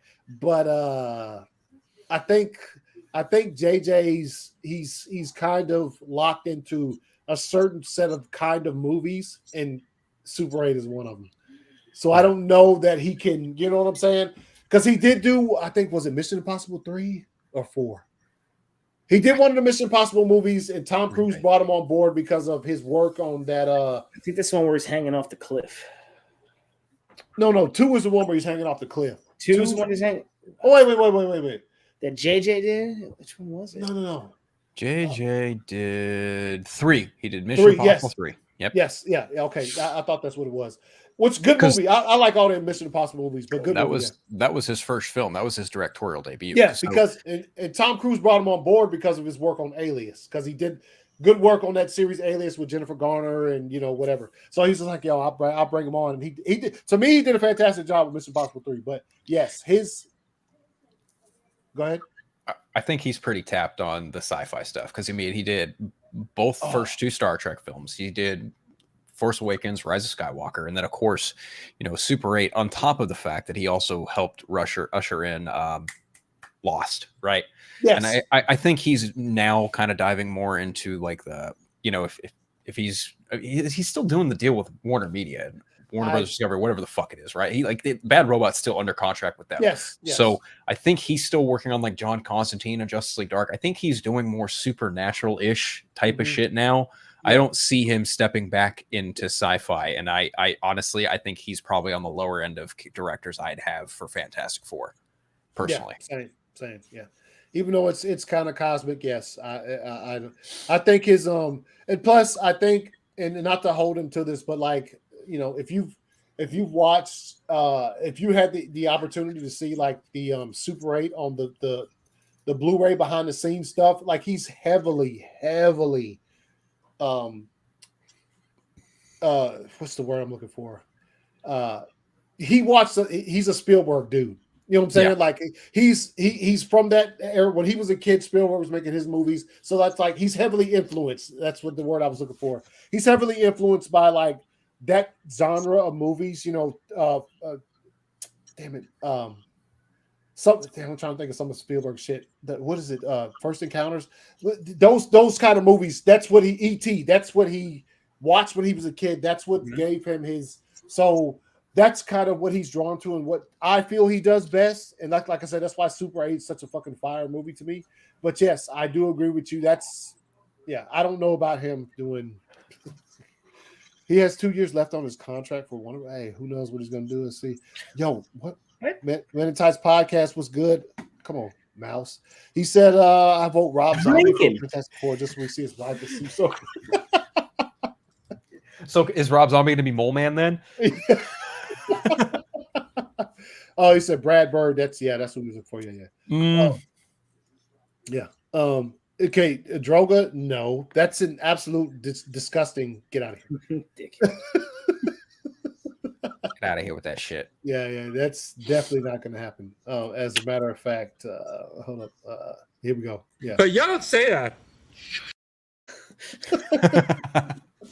Don't say that at all, bro. We're trying to get away from the negativity. But Joe, did you find anything on the announcement of the the Ghostbusters? Let's see. The guy who played Tommy Merlin from Arrow for what? Tommy Merlin. The actor Colin Donnell, who played Tommy Merlin in Arrow. He's saying he would make a good Mr. Fantastic. No. I'm gonna go with that one. TV actor. No. Batman says Patty Jenkins. No. Patty Jenkins. Patty Mayonnaise. So it's kind of nudged in with this. This is the only thing I found with it. It's nudged in with the other Sony announcements. Yeah, it was kind of jumbled in there. Yeah, they announced Venom 3 and Ghostbusters Afterlife sequel, all kind of jumbled together. I follow a lot of Ghostbusters stuff. It wasn't like a huge thing. It was just like, confirm it. I feel like Netflix is going to do something with Ghostbusters 2, which is really weird. I don't remember seeing. I remember seeing something a while ago, something like Ghostbusters Ghouls or some shit. Which you have to imagine if they're going to do a sequel to Afterlife, they're almost more than likely going to pull Jason Reitman in, because I remember him saying something like he had an idea or two for a follow-up. Well, yeah, him and the writer, like there was two of them. They got signed on by Sony to continue on. Yeah, they were signed on a while ago. Now this is just it's like everything's always like kind of confirmed a while ago, but then when it's actually official, when you see this kind of stuff, it's official. Right. Yeah, it's like official. All right, so here we have from Variety Venom 3 and Ghostbusters Afterlife sequel in the works at Sony. All right, Sony had a pretty decent year last year, and let's see, get ready for more Venom. Sony Pictures has greenlit a third installment in the Tom Hardy-led Venom franchise, following the back-to-back box office successes of 2021's Venom: Let There Be Carnage and 2018's Venom. Regular. The studio also announced plans for another Ghostbusters installment, which will serve as a follow-up to 2021's reboot. I don't know if I call it a reboot, but Ghostbusters Afterlife, $200 million globally. Sony revealed its plans for both sequels during its Monday evening presentation at Cinemacon, the annual trade show for theater owners. Though the studio did not share any details about either movie, it revealed the new chapters were on the way. I refuse to believe that Ghostbusters Afterlife only made $200 million globally. Get the fuck out of here. That's a domestic number. That's ridiculous. Also, is that's accurate? That's all it made globally was $200 million. That's not even sequel worthy. You know what I'm saying? No, I had to make more than that. Yeah. And this look, and it says Venom, which it says 856 million globally. Venom made $1 billion. So I don't know about the numbers that they're putting here. If these are doesn't bother me. Based on what I'm seeing here, 75 million budget, 204.6 million at the total box office. Oh man, really? That's for Ghostbusters Afterlife. Yeah. You got to remember, Ghostbusters is kind of a forgotten commodity, even though it's become kind of niche. Mm-hmm. It's a big community, but the newer generations don't know much about Ghostbusters. It's like a movie that came out in 84. Venom, on the other hand, had a budget of 100 to 116 million, walked away with 856 million worldwide, and then Let There Be Carnage, again, similar kind of budget, 110 million. Mm-hmm. As much as I enjoy the first one, the second one not so much. You can tell their budgets aren't that high just Yes. based on watching the movie, right? But yes, yeah. like you can't scoff at those turnarounds. That's profit, dude. Especially the first one. That's a $700 million. Oh yeah, that's a big time. Yeah. And even though the sequel released and I wouldn't say the hype, but as the pandemic is starting to wind down in a ish kind of way, even still, like $502 million worldwide on a $110 million budget is not anything to scoff at. That's actually pretty impressive, all things considered, especially with the way the landscape is, right? So yeah, and especially with the way the second one ended, yeah, they're obviously gonna set it up for a third film. Yeah, no, yeah. Just watching the second one, I knew that they were, and especially what came after that, especially what you saw with the post credits from No Way Home and things of that nature. You knew that they were going to get another one. That's just real. I thought Venom made $1 billion, man. I thought it hit $1 billion globally. I guess I was mistaken. But Ghostbusters, I thought it made more than that, because I did see it in theaters a couple times, and then obviously I bought it when it came out on physical media. I went ahead and grabbed that because I like to watch it periodically. But anyway, whatever, it was enough, man. It did its job. Yeah, it did. It was enough for Sony to say, "Yo, these kids are firing these roles. Let's get them back. Let's get back on the let's get back on Ecto 1 and let's do some things." So there, I guess it's coming. It's coming, which is good news. And then also at the bottom it says the news came in the form of a mashup reel, which included footage of the Whitney Houston biopic that I didn't know was happening. I want to dance with somebody. I wonder who's playing Whitney Houston. That's crazy. Craven the Hunter, who we all know is playing Craven. The Equalizer 3, who we all know who the Equalizer is. Denzel. And then never before seen clips from Tom Hanks, A Man Called Otto, which I didn't know what that was either. Let's see. Yeah, this is more of just okay. Good. Jason Reitman directed Ghostbusters Afterlife, taking the reins from his father Ivan Reitman, who helmed the original 1984 film. The first movie featuring Bill Murray, Dan Aykroyd, Odie Hudson, and Harold Ramis as ghost-catching parapsychologists was critically and commercially successful. Later spawned of sequels, animated series, video games, and an ill-fated 2016 reboot. Damn, they said ill-fated. And the 2021 Ghostbusters follow-up took place decades after the original series. The reboot centers on a family who moved to a small town. Reboot. I hate that word with this movie. Yeah, dude, it's not a it's a continuation. I would call you know what? Here's one for you. It's a spirited sequel. Yeah, here you go. It says the reboot centers on a family who moves to a small town and discovers their connection to. I'll rephrase that: a spirited sequel that centers on a family who moves to a small town and discovers their connection to the legendary ghost-catching business. Bro, Murray, Aykroyd, Hudson, Sigourney Weaver, and Annie Potts reprised their role from the first films, while Carrie Coon, Finn Wolfhard, McKenna Grace, and Paul Rudd joined the cast, and they were all phenomenal. That movie. If you haven't seen Ghostbusters Afterlife, I don't know what to tell you. See it immediately because it's absolutely incredible. So that movie made me cry. Yeah, dude, it's a good fucking movie. Yeah, it's it's emotional to a point where it's one of those things where we've all seen the originals, and it happened a long time ago. And over the years, you've rewatched them again. I'm sure, Neil, you would watch them like I do. You see the shit on TV, you're gonna watch Ghostbusters because it is what it is. And so when that movie came out, and obviously you had where Egon showed up at the end, it was absolutely incredible. So well done. It's hard for me to. It's very hard for me to find a movie that has tried that type of thing that has gotten it right. That's so right that it's hard to, you know what I'm saying? Like movies just don't get it right like that. You know what I mean? Right. Like that happened, and when his hand showed up right there, I was like, "Yep, you didn't cheapen it. You didn't cheapen it. You knew." No, you didn't. It had the impact that they thought it would have, and it was absolutely incredible. And honestly, I think this movie with that character and that actor, in the circumstance when it always sucks when an actor passes away and they don't get to reprise their role in any capacity for a film. Like for instance, Carrie Fisher, Episode 9, Rise of Skywalker. That film had all the shit stacked up against it because of the fact that she died. They built the majority of that film around prior footage from her with it. Do I think that's a bit of a hindrance? Yes, but I also think that's also a bit of a feat in and of itself that they were able to make a movie based off of cut out footage from prior to films. Does it still sting that she's gone? Yeah.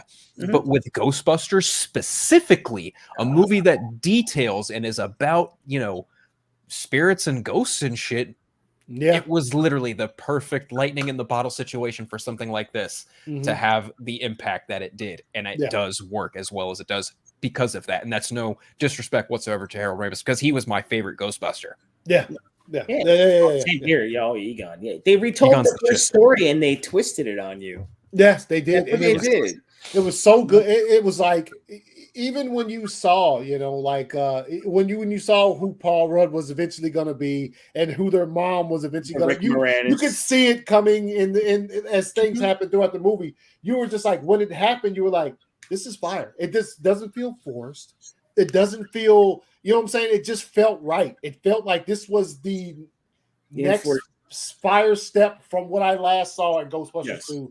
Like, this is exactly what happened. Yeah, it has one of the best chase sequences in a film that I've seen in a long fucking time. Oh my god, I thought that was a great opening ghost catching scene. That's why I said like that actually rivaled the first movie because I mean you can never touch the Slimer moments. Yeah. But when you're watching that whole scene when it goes down, damn, did he do a hell of a great job in my mind to rival that. The gunner seat, the way the kids are using the proton pack to start off. The rivals between the like the parallels between the characters, the kid, Ray and podcast, like they're like the same character together at the same time.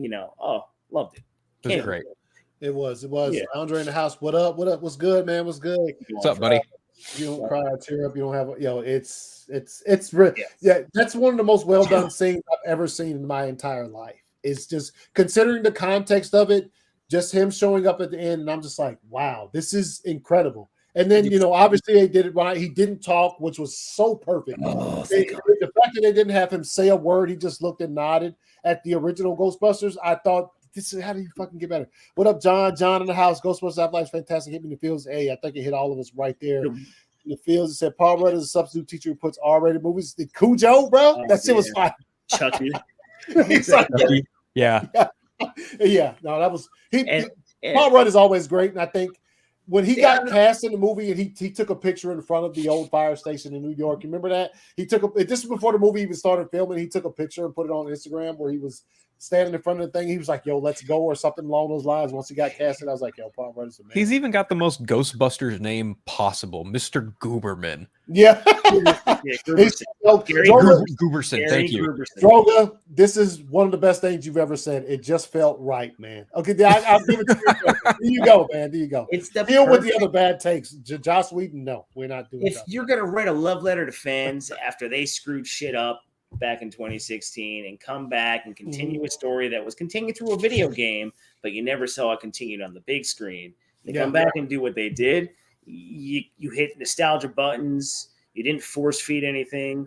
You had to cater somewhat to some of the new stuff that goes on these days, but it was done right. You didn't overdo the adolescent part, which was one of the things that scared me throughout this whole thing was like, please don't overdo the kid melodrama crap.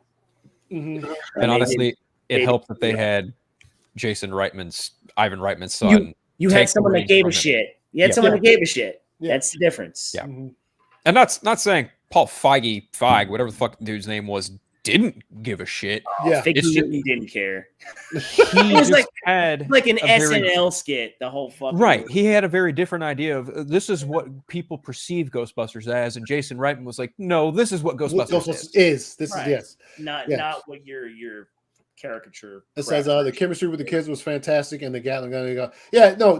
Everything once it got kicked off, once the movie kicked off, it got into like where we're going to the towards the finish line.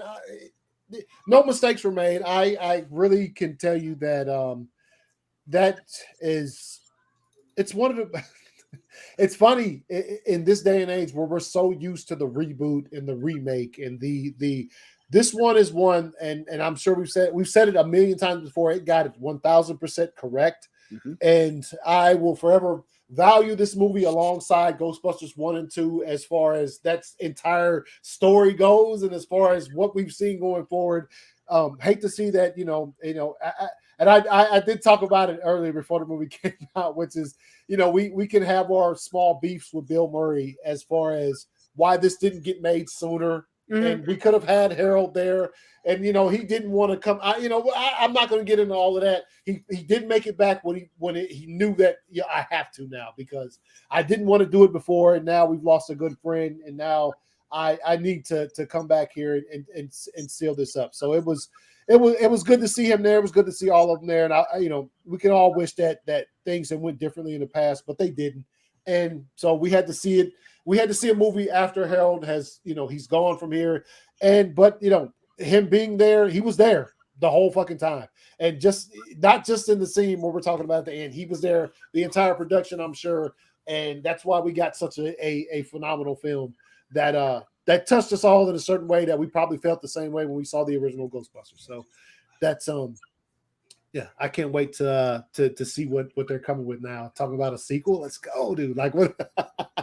I'm sure hopefully it's gonna be along the same veins of it.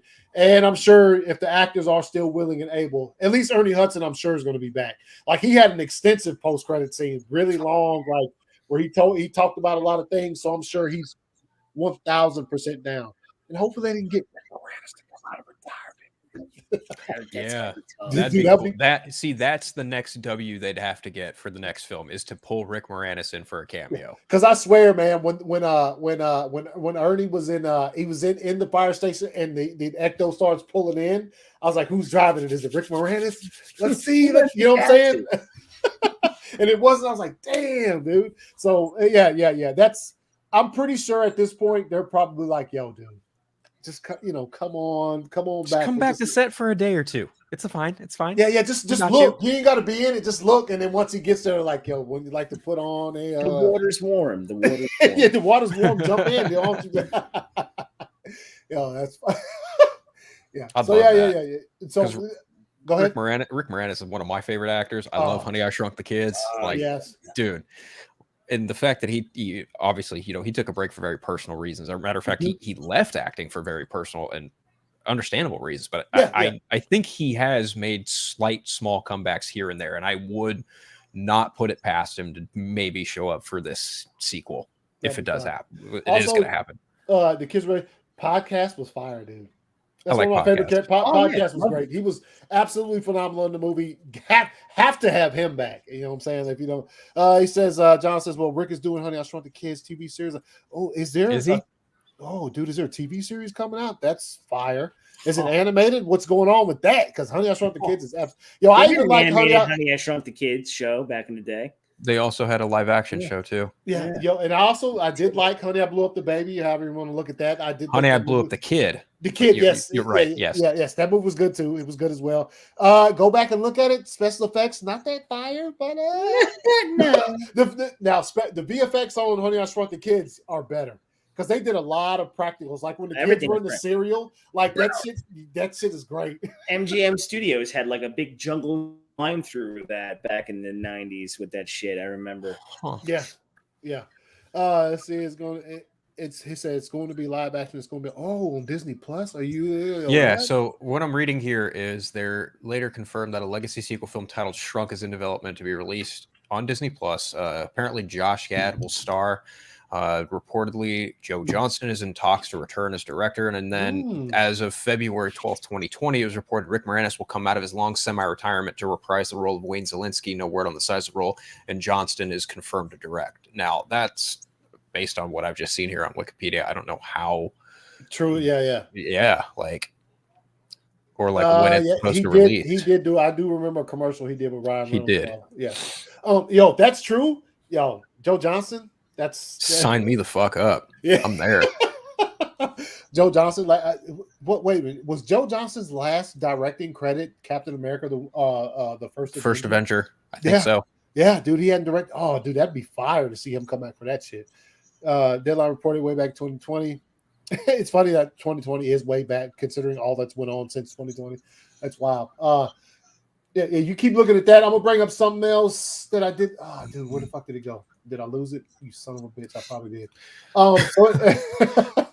So anyway, Shazam 2. Shazam 2 is moving back a week, where it was supposed to come out on the same day as Avatar 2, which is called The Way of Water, is what it's being called now, I guess, for the sequel to Avatar. So Shazam 2 was supposed to come out Sunday. We had discussion about it when we talked about. I don't think that Shazam should move the date just because Avatar is over 10 years old. Who remembers that? But what Nobody. It was 20th Century Fox, right? That's who's doing what they did, which is what I thought they would do, and they did it. Is we're going to re-release Avatar. So they're going to put Avatar back in theaters. And what is it? It's September. Is it October? September 23rd, I think. September 23rd. Avatar. Which look, as far as the movie, I thought Avatar was fire. I saw it in theaters the first time I watched it in 3D. I was like, "Is this where technology is going?" Because I don't know how to feel about this because it's incredible. I thought the movie was great, but I also thought like once time passed after it obviously it had the box office title for a lot of years until Endgame cheated to get the title. That's right, I said they cheated. They did. So they're bringing it back, and the reason why they're bringing it back is because I think they realize nobody remembers Avatar from 10 plus years ago. They're like, no trailers have come out yet. No, we got a couple of like behind the scenes kind of like what do you call it? Concept art. We've got nothing from Avatar up until this past week where they're like, we're going to re-release Avatar to get everybody familiar again. And then they'll probably, the teaser for that is supposed to come out with Doctor Strange this week. So what do you guys think about it, man? For one, I was like, God damn it. Y'all got bullied out of your spot again. So bullied? You mean? Yeah. I'm talking about, yeah. So like, I don't understand how they could go to CinemaCon, have this movie plastered everywhere with the release date, December 16th. Yeah. And then the fucking day they show something for Avatar, they're like, yeah, let's just move it back a week. It's like, how fucking chicken shit are you? Yeah. Seriously. Yeah. Like, how chicken shit can you be? Get Toby Emmerich out of there. That dude doesn't know what the fuck he's doing.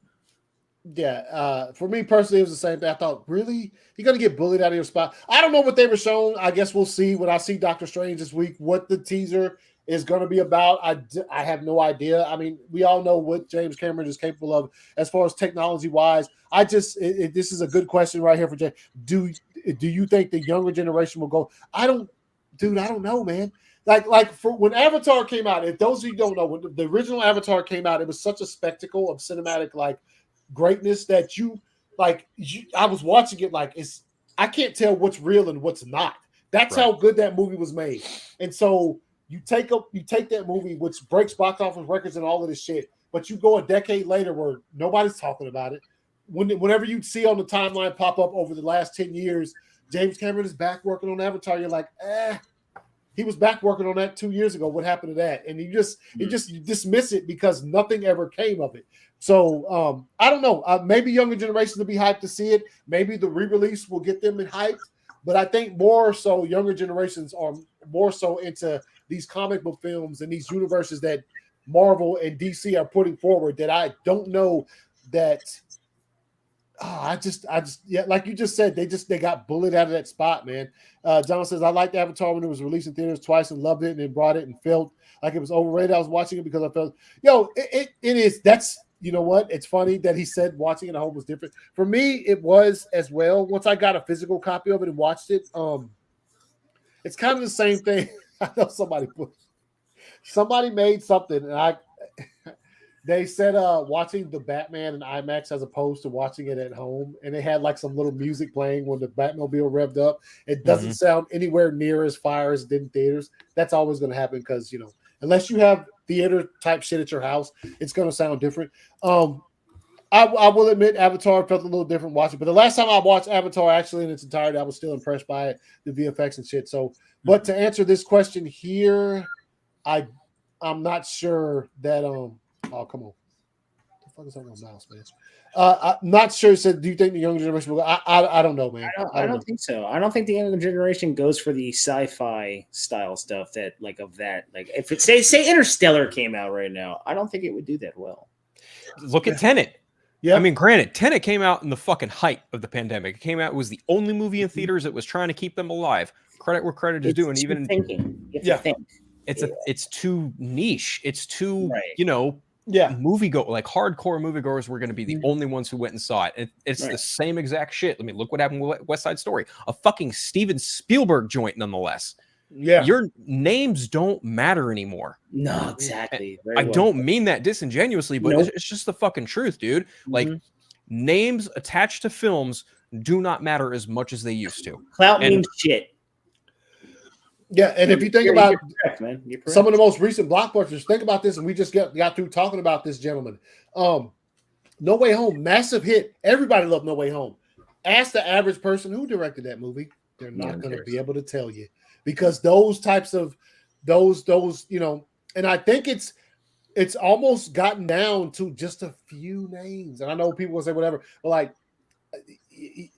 now, there are a few names. You're right. Yes, now even like now, if you mention, and just because his name has also become like niche, but it's for a different reason. Zack Snyder, because of Zack Snyder's Justice League coming out last year, and like what he has coming, like most of the time when his name is mentioned, people kind of perk up, like, what's he got going on?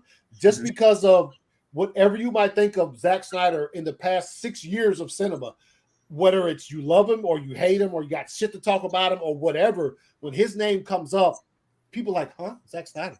You know what I'm saying? Whether you love him or hate him, it doesn't matter. And I think some of the names that used to be bigger don't carry that much weight anymore, like a Steven Spielberg, like a, James Cameron. James Cameron, yes, exactly. James Cameron used to be that name. When you heard him, you were like, oh, this movie's going to be absolutely incredible. Spare no expense. Which I'm not saying he's not going to spare any expense on these Avatar movies, but his name just doesn't carry that. Yeah, it doesn't resonate. If it did, Terminator Dark Fate would have did better than it did. Yes. Right? Yep. And he also even produced Alita Battle Angel. And I'm not saying that's a bad movie by any stretch of the imagination, right? But to Neil's point, are the kids going to go see something like that? Did they show up for it? No, they didn't. No. And that sucks, because Alita is actually pretty fucking cool. Yo, Alita's fire. I love that movie. I want a sequel really bad. It's not about the art anymore. It's about shit. I don't know. I guess people only want to watch what's popular, what's trending. Look at Sonic. What everybody's talking about. Look at fucking Sonic, dude. Sonic hit all the right notes for all the kids that age. It was the perfect kids movie. And I think Super Pets might be the next thing. Yes, correct. Yeah, that's gonna hit too. That's gonna hit, and then gonna hit big. And then the next Sonic movie is going to be, and hopefully, look, they and look. I haven't seen the second one yet, but from what I've heard is that good. Like, well, yeah, it's good, but like from the first one to the second one, there is nobody. They didn't listen to. Well, I'm not gonna say they listened to the album. There's no involvement from any studio people who like. They let the people who made the first one make the second one, and that's why it's just as good or better than the first one. So hopefully with the third one, that's the same thing where they say you go do your thing again, because these first two are immensely popular, and people fucking love them. And look, I did watch. I do know what happens in the post-credit scene of that. I just wanted to, because somebody said that the audience reaction was one they never heard before, and what I saw, the audience reaction was fucking incredible to that. Oh, yeah. I'm not going to say what it is, but let's see. When I did see Inception, in theaters, and it was mad packed. It was super packed. And that's when Nolan's name had clout, because he was hot off The Dark Knight. Yep, and it was really, that was his next movie. Like, he was Interstellar. I didn't get to see it in theaters. I saw it at home for the first time, but it was still absolutely incredible. Yeah, but I do see what you're saying there. Yes, yeah. Nolan's name used to fucking carry some, and so this is the only actor that sells. Yeah, I would say he is probably one of the more prominent ones to sell tickets these days. But even with directors, names don't carry. It's hard to put a certain person's picture, but ahead of the title. Because I did see, I was trying to find the Avatar thing to put on my thumbnail, and a lot of them I couldn't get it, but one of them said, like I said, James Cameron's Avatar: The Way of Water. And that was the only one I found. And I was like, wait a minute, is that the official thing? Or like, I don't remember seeing it like that. So I didn't know if that was. Or, more recent examples of like names that could have that potential to get butts and seats. Look at the Suicide Squad. It had James Gunn's name plastered all over it. Did it help the box office? No, not quite. No. But also, more recently, look at the majority of the marketing for Doctor Strange and Multiverse of Madness. They always throw it in there. Directed by Sam Raimi. Yep. Because Sam, we'll see with this movie, it's not a we'll see, because the tickets are so good luck finding a showing next week, period. So the ticket sales, I don't think, are going to be as representative of what you're saying with Sam Raimi, but yes, Sam Raimi still because I think some of the movies he made, especially when you talk about like Evil Dead and all of those things, those are special movies in a lot of people's fucking right, hearts, to be quite honest. So yeah, we'll see where that goes. Let's see. I went to Inception a couple weeks after it'd been out already in a small town. That was probably I saw it opening weekend and I was blown away by that movie. Actually, Inception is absolutely fucking fire. A dream within a dream. A dream within a dream within a dream. Yeah, I was like, "What are y'all talking about right now?" But I'm on board because it looks fantastic, and the actors that you got for this movie are top notch, to say the least. That's my first experience with Tom Hardy, basically on the big screen was Inception, man. I was like, "Yo, this dude's fire, man!" And then of course he's like, "Yeah, he's fire enough that he's going to be Bane in my next movie." So there you go. Let's see. Hey, all right, John, man. Appreciate you stopping through. Talk to you guys. Hey, man, we'll be in touch, man. Appreciate you stopping through. All right, man. Y'all got any topics, man? Hey, before we get into Moon Knight. How's your Moon Knight? All right, so Moon Knight, the 5th episode in this series, got 1 episode left. Came out this week, and I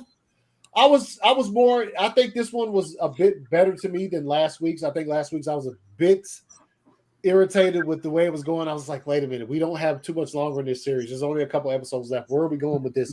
But this one was a bit more interesting. But for the 2nd episode in a row, a series called Moon Knight, there was no Moon Knight. So, what'd you guys think about it, man? What'd you guys think about the Moon Knight episode 5? Throw this back just so people know. Talking a little bit spoilers. I enjoyed it. Good character development. It would have been cool if this series was a bit longer.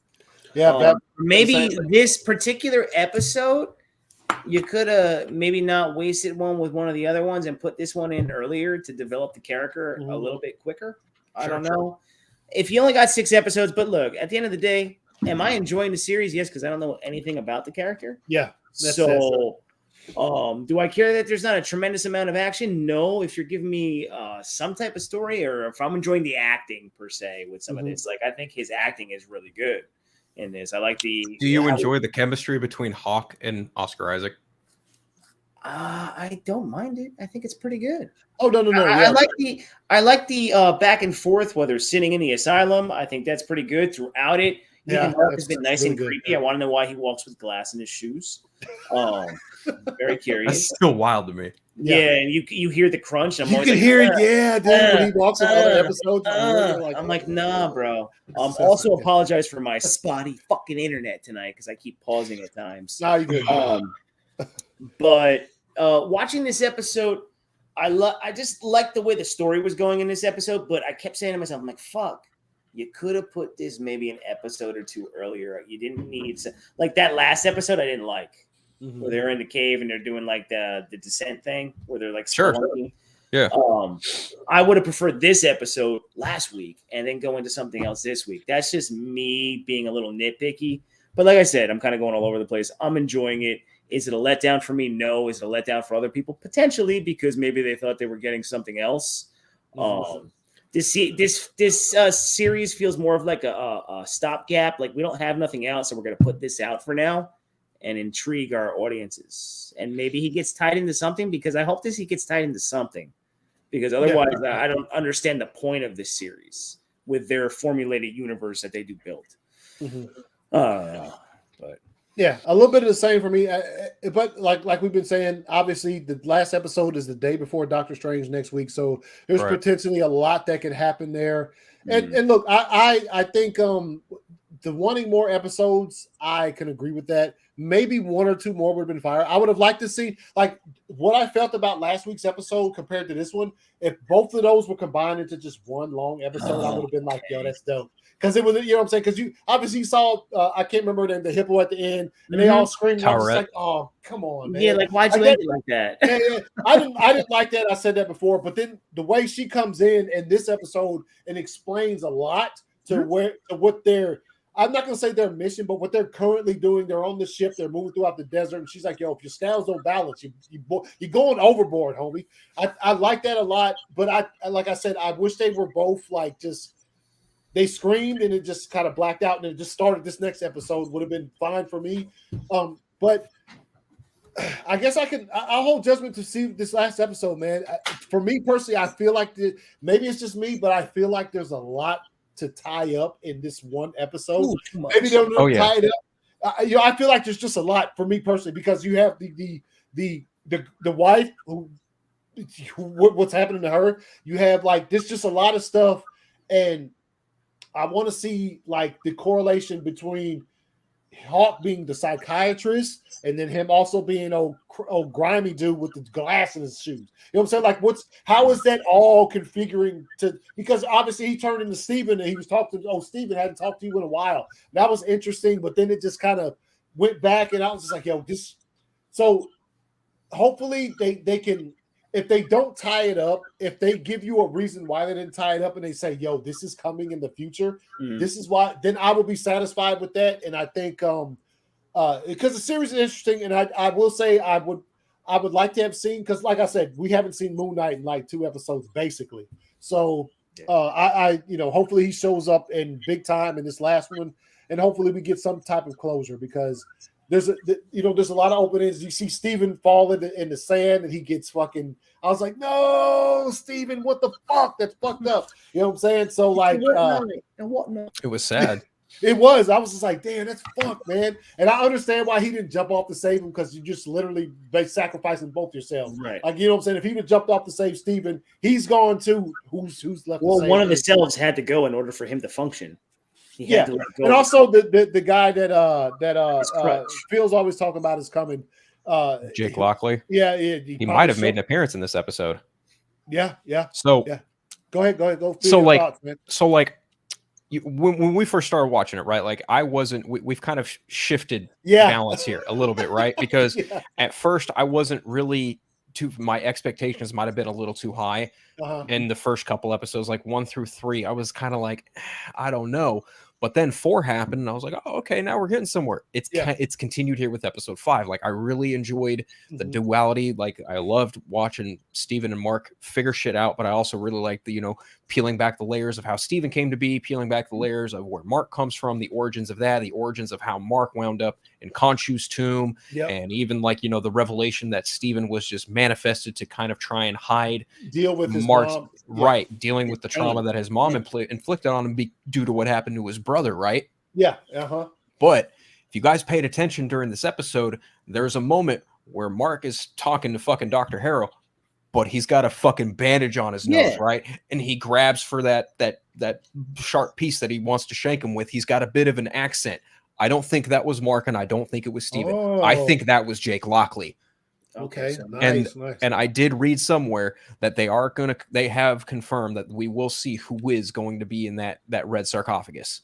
But to your guys' point, I'm not trying to get super, super excited, because I don't know what the fuck's going to happen in this last episode. Because like you guys said, they got a lot of shit to tie up, because you got Arthur Harrow there. Clearly he's released Ahmet, because they had, by the end of this episode, they had the spirits going up in the real world and shit. I don't know what the fuck's going to happen to Steven, because he went overboard, right? And then at the end of the episode, he's in the fucking field of leads. He's dead. Like, he's gone over. And they're playing the music. Yeah. How is he going to come back from this, right? Because this is Moon Knight. You got to bring your hero back for the finale. So they got a lot to tie up. I'm trying to level my expectations, because for me, it could go one way, it could go the other. Because as I've made abundant and clear on these last streams that we've been on, I'm not a fan of the quick cutaway action, but they've kind of done away with that with the last 2 episodes. I fucking hate that. I did not like it in episode 1. I did not like it in episode 3. And I hope they disregard it if this show gets a second season. I really hope they cut away with that fucking bullshit, because I'm not a fan of it. Should get a second season. There's too much lore to not explain in the show like but that. In the event that Steven does not return and Jake Lockley becomes the second, identity, I have a feeling that they would make Mr. Knight, instead of the goofy romper fighter, they would make Mr. Knight the fucking brutal badass he is in the comics. Oh, cool. Well, yeah, see, I think this is a show that should get a second season. Honestly, I think it might. because they haven't called it a limited series. Nope. They've That's said. Yeah. That's a good point. And because you're building a lot of story in these episodes to just be like, all right, let's tie it all up and let's move on. Well, not only that, like there's just so much richness and potential with the Egyptian mythology aspect to it alone, right? Like you can go through Khonshu, you can go through the other gods, but also there are two other characters privy to Moon Knight's lore that have been name dropped and teased but not fully shown, and that's Duchamp, who I don't know too much about, and then there's also Bushman, who in the Marvel comics is Moon Knight's main antagonist. Oh, okay. Nice. And from episode, it was this episode, I think, or no, it might have been the last episode. They mentioned that Bushman was his PO, not his PO, his ranking officer, right? That told him, you got to kill all the motherfuckers. That's it. And it's like, oh fuck. So he's got a reason to dislike Bushman now, and Bushman has a potential to show up as another antagonist if they decide to off Hiro in this finale, which I could see happening, but I don't know. And another thing, people also want to see, how did Arthur Harrow deal with being Khonshu's avatar? People want to see that. Yes, indeed. Yeah. That could be something. Yeah. So, like you're saying, like we all said, a lot to wrap up. Honestly, I hope they don't kill Haro. I don't want to see him die. You know what I'm saying? Because, like you just said, I do want to see that, what you're talking about. So, if he's still around after this season and Ethan Hawke is going to come back and play him again, I do want to see that. That's very interesting thought, is to see him being his avatar, because that would be fine, just to see where it all went wrong between them. You know what I'm saying? And get some more context besides just what Horace said. James says it was done very well. Still sad and depressing though. I did like the part where Steven came out to talk to Ethan Hawke, and I like him as a doctor. Yeah, no, that was great. And I also did like the fact that, obviously Mark was trying to keep Steven from actually seeing where he came from. You know what I mean? No, you don't. No. You don't want to see this. You get out of here or whatever, and not wanting to see exactly the fact that Steven was literally something that a coping mechanism, basically, to deal with something. He didn't want him to find that out. And obviously, once Steven found that out, he was kind of disturbed by it just a bit. I'm a little irritated. There's only one episode left with the way. Yeah, hey, yo. Hopefully, like we said, hopefully they tie it up well, or they do just a good enough job. And if it is going to lead into some Doctor Strange shit, then, you know what I'm saying? Let's go. Imagine Blade shows up in the finale next week. Don't make me die. That would make any sense. No, it would make sense, but if he did, I would die. It'd be a Midnight Suns kind of deal. Yeah. It'd be something akin to that. Yeah. I'm not saying he would show up and he'd be in half the episode, but if at the very end or in some kind of credits thing for the last episode, you either hear him speak or you see him, that would be insane. Boba Fett takes a break for 2 episodes, then Moon Knight. What is Disney Plus giving the title character in their series 2 episode? Oh, he's talking about Boba Fett didn't show. He didn't show up for 2 episodes. That's correct. There's a moment where Toby shows up. And, what are you talking about, Juan? Relax. Is it better that Marvel has introduced Moon Knight through this series, or would you have preferred a 2? I like the series better. About that. Yeah. I think I would have said something different a couple of episodes ago, but with this last one, where it's really in depth, it's really just even the struggle for him not wanting Steven to find out where he came from. That's good shit. That's really good storytelling, and I really enjoy that. So if at some point in time Moon Knight does get a theatrical release, he's in a movie. The fact that I will have that knowledge already, that this character, this is the what's working in this character's head. That's going to be better for his, because it would have been hard for them to just make a movie of Moon Knight and try. And then alternatively, if people don't know who Moon Knight is, they see him in a future movie, then they can go back in Disney Plus and binge the whole first season and figure out who the fuck he is. Yeah, they can be like, oh, okay, now I get this and that. Yes, that is right. Oscar Isaac is amazing in this, and he'd be like, honestly, and I don't, these kind of shows aren't shown the love that you'd like to see him shown. Obviously, we're fans. Whenever these it's not the fucking, it's the what is it, the Golden Globes? Is that the award show that hits shows like this? It's not the Oscars, I know. It would be the Golden Globes, yes. So if the love is shown, and you know, obviously, you know, we've seen it where it's not been shown in the past. I would be remiss if I didn't think Oscar Isaac deserves some type of nomination for actor in this, just because of the duality of the character and these scenes where he's like face to face with himself. Fire, dude. Yeah, and they're completely different characters. It's not like these, you know, these are two completely different splits. And what I did love too is the transition when the eye rolls go up, kind of like the Undertaker. I'm like, oh, I love that. Yeah. That's raw. I'm like, that's a raw way to do it. Like, and then he goes into the other person. I'm like, ooh, I like that. I like that a lot more than the cut to black, no action. Yes. Yeah. Oh God. Like exactly. You'll give us that, but you can't just show us some action. Right. And even to Frank's earlier point about it being a 2-hour film, if you cut out the credits, both beginning and end, literally each episode is about 35 minutes. It's 6 episodes. It's a 2.5-hour movie cut up. Yeah. Yeah. It is. It is. Because that's how this is playing. If you know, because you're like jumping right into it. Right. We've literally reached the climax point, and now we're going to get to the finale. Yeah. So, if you guys aren't watching it, I'd recommend watching it, especially if because I don't know, like we've said, we don't know how it's going to play into the future of the MCU as far as the movies. But I'm sure as far as series go, they do tend to have some things there where they connect. So hopefully it connects to the movie and we get to see it going further. Like we said, hopefully the final episode either ties things up or it takes us to another level where like, okay, I can deal with waiting this period of time to see Moon Knight come back because this is what you've given me and I'm satisfied with that. Hopefully that's what happens. Eternal. Where does it? Where is this? That might have worked. That might have worked. Yeah, you know what? Yeah, I actually that would agree with that. Very better route to take that movie. Yeah. Okay. Go ahead, Phil. Where does this rank for you guys as far as Disney Plus series goes? Because my personal favorite is still Loki, but this is easily a close second for now. Look, I'm one of the few. Look, okay, WandaVision, get out of here. I watched it all, and for some reason, it just every episode I became more and more detached from it as far as trying to, you know, it just to me, not saying it was terrible. It wasn't terrible, but just I wasn't feeling it. Is what I'm saying. I did, however, a lot of people don't like Falcon and the Winter Soldier.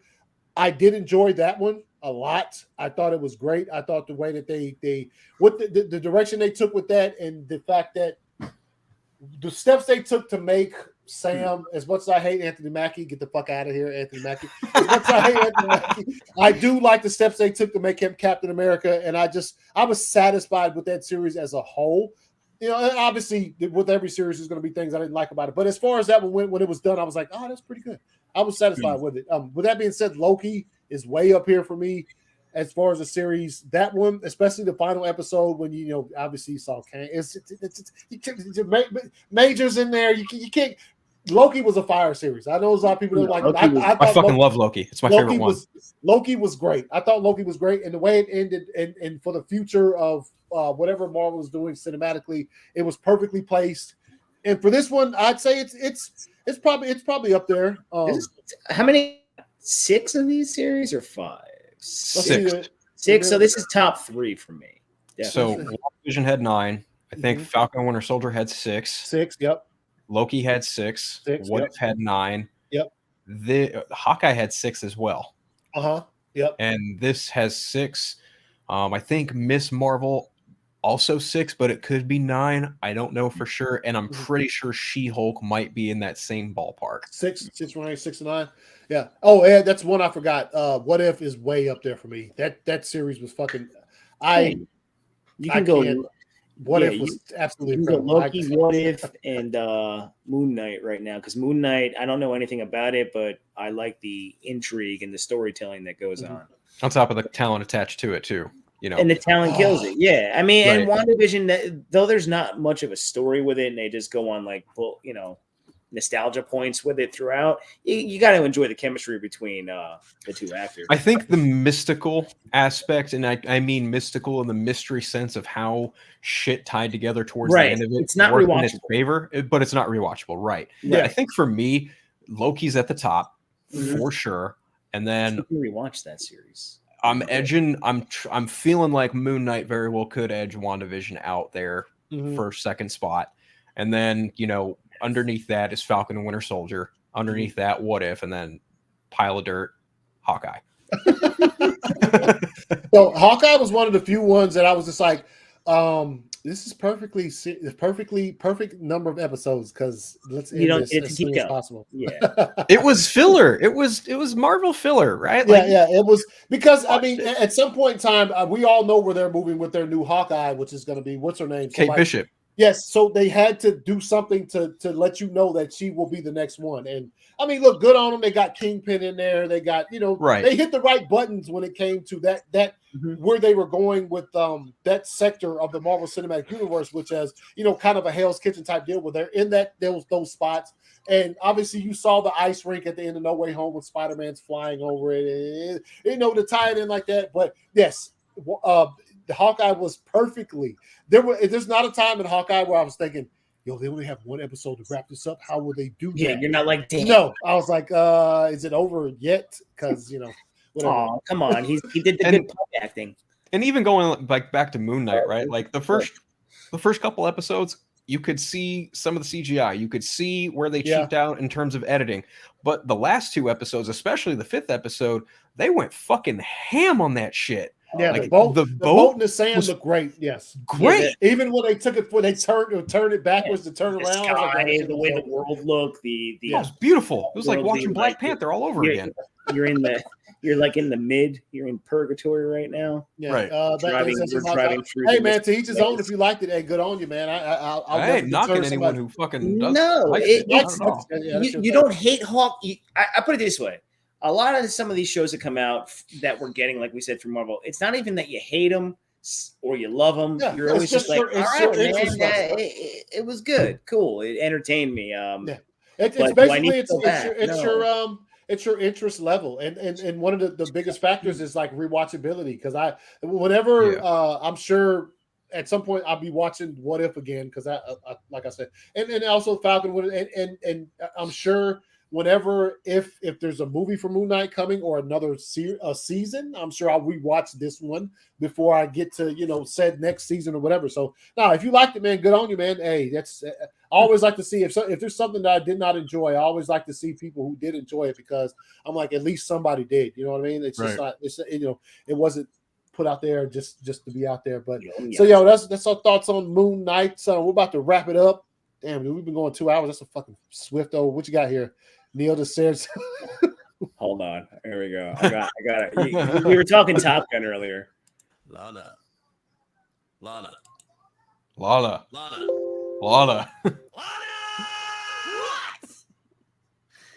Danger zone.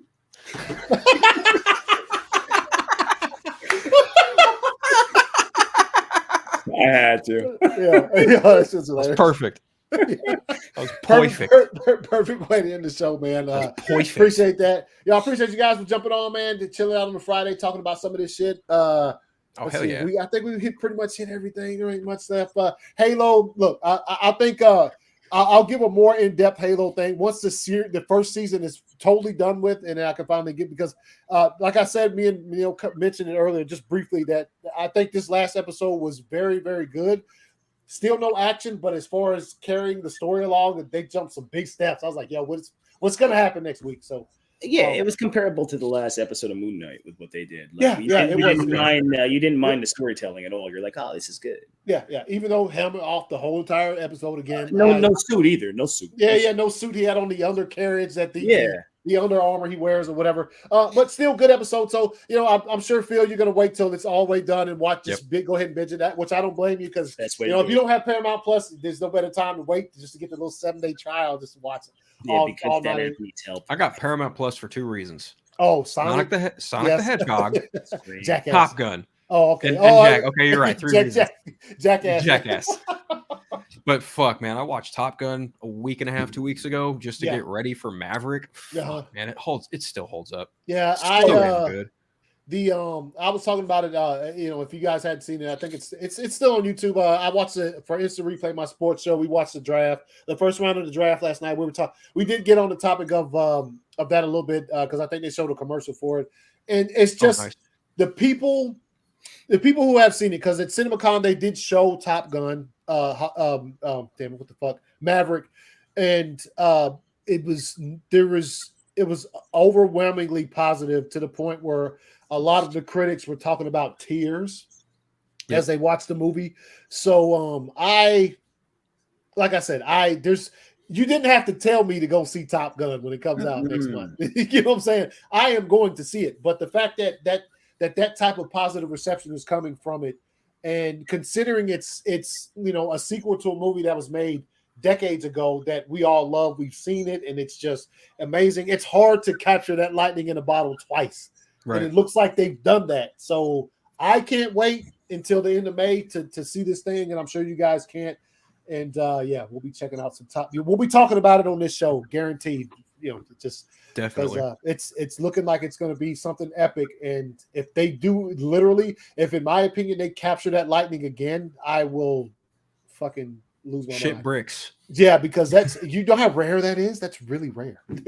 Not that far apart, and it's not part of like a big. It's not like Star Wars, where it's a big saga, or it's not a singular movie that came out in the 80s. And they made a sequel to it in 2022, and it's that far apart. If they give me the same feeling I had when I watched the first one, then yeah. Yes, Top Gun still holds up. Hey, appreciate y'all coming through. Frank, appreciate it. Yeah, we'll have a great night. And yeah, man, we'll see you guys. I guess Monday on Andre's show. We'll be talking about whatever he's got going on. Yeah. And then I think he's dropping the Project Justice League trailer that day. Yes, he is. The full trailer for Project Justice League comes out Monday on his show. I will be in attendance to see that fire. Wait a minute. When you first saw Tombstone, I realized that was Ice. Yes. That's yes. Looking forward to it. Yeah, so Andre will be dropping that on Monday on his show, and then a couple weeks after that, wait a minute, is it? Oh, no, it's the next week. Yes, the next week after Doctor Strange. The next following Tuesday was when Project Justice League will be dropping on YouTube, and we will all be able to revel in its fireness that's going to bring to us. So, again, appreciate you guys for hanging out on Friday night. Phil, Neil, appreciate you guys as always. And I've been forgetting this, and I had to make sure I didn't forget it this time because I hadn't played it in a while. But people watching the show, we appreciate you. Obviously, on this show, it's the opinions of the people on here. If you agree with our opinions, fine. If you don't, that's fine as well. But if you can't agree in a way that is, good for everyone, if you're just one of those fucking goody two-shoes that just like, it's my way or the fucking highway. You like that movie? I don't like it. Fuck you. Well, guess what? I have a message for you, and here it is.